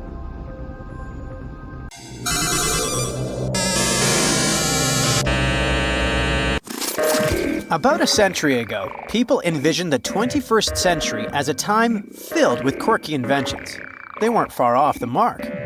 We're now one step closer to establishing an actual settlement on the moon. Before we can create a new home up, we need to find a way to stay connected, beyond just transportation and shipping. Being able to send a simple text, even something as casual as, "Hey, how are you?" is essential. We can't move to the moon if we're cut off from Earth. Let me spill some tea. A lunar 4G network is currently being developed. The company leading this initiative is none other than Nokia's Bell Labs. The company, bought by the world-famous Finnish company that started out as a paper mill in the 19th century and later ventured into the cell phone industry, creating iconic devices long before Apple launched its first phone. Once the network is completed, it will be loaded onto a lander, deployed, and connected using specialized radio equipment. But don't think this is just a fun experiment. It has significant purposes. The Lunar Outpost rover, one of the vehicles involved in this mission, will thoroughly explore an area known as the Shackleton Connecting Ridge. Another rover, the Micronova, will investigate a lunar crater in search of ice. When they discover ice and capture images, this information will be first transmitted to the lander and then relayed to Earth, an unprecedented achievement in history. Moreover, the importance of a reliable phone connection cannot be overstated. Currently, astronauts communicate via radio. But NASA aims to establish a lunar communication system capable of supporting high-resolution video. Effective communication during space missions is as crucial as food and water, and with this new lunar 4G technology, video calls on the moon could soon become a reality. Plus, thanks to lunar 4G, we'll be able to track how the endangered species sent to the moon are doing. Oh, sorry, I completely forgot to mention something important. As more species edge closer to extinction today, scientists are collecting samples from animals, plants, and other organisms to store in biorepositories around the globe. Unfortunately, the conditions on Earth are far from ideal for these modern-day Noah's Arks. Hence, the decision to build 1 or 2 vaults on the moon makes perfect sense. On the moon, there's a permanently shadowed region at its south pole. It may seem like a fortunate coincidence, but some lunar craters may meet the criterion of temperature, -320 degrees Fahrenheit, which is precisely what we need for long-term self-storage. Initially, the plan was to construct the vault in lava tubes that run beneath the moon's surface, but that would have posed significant risks. This design requires a special solar-powered cooling system, and any accidental loss of power could be catastrophic, resulting in the destruction of all the samples. However, if we built it in a forever frozen shadowed area, the vault wouldn't need any energy or human maintenance. Bingo!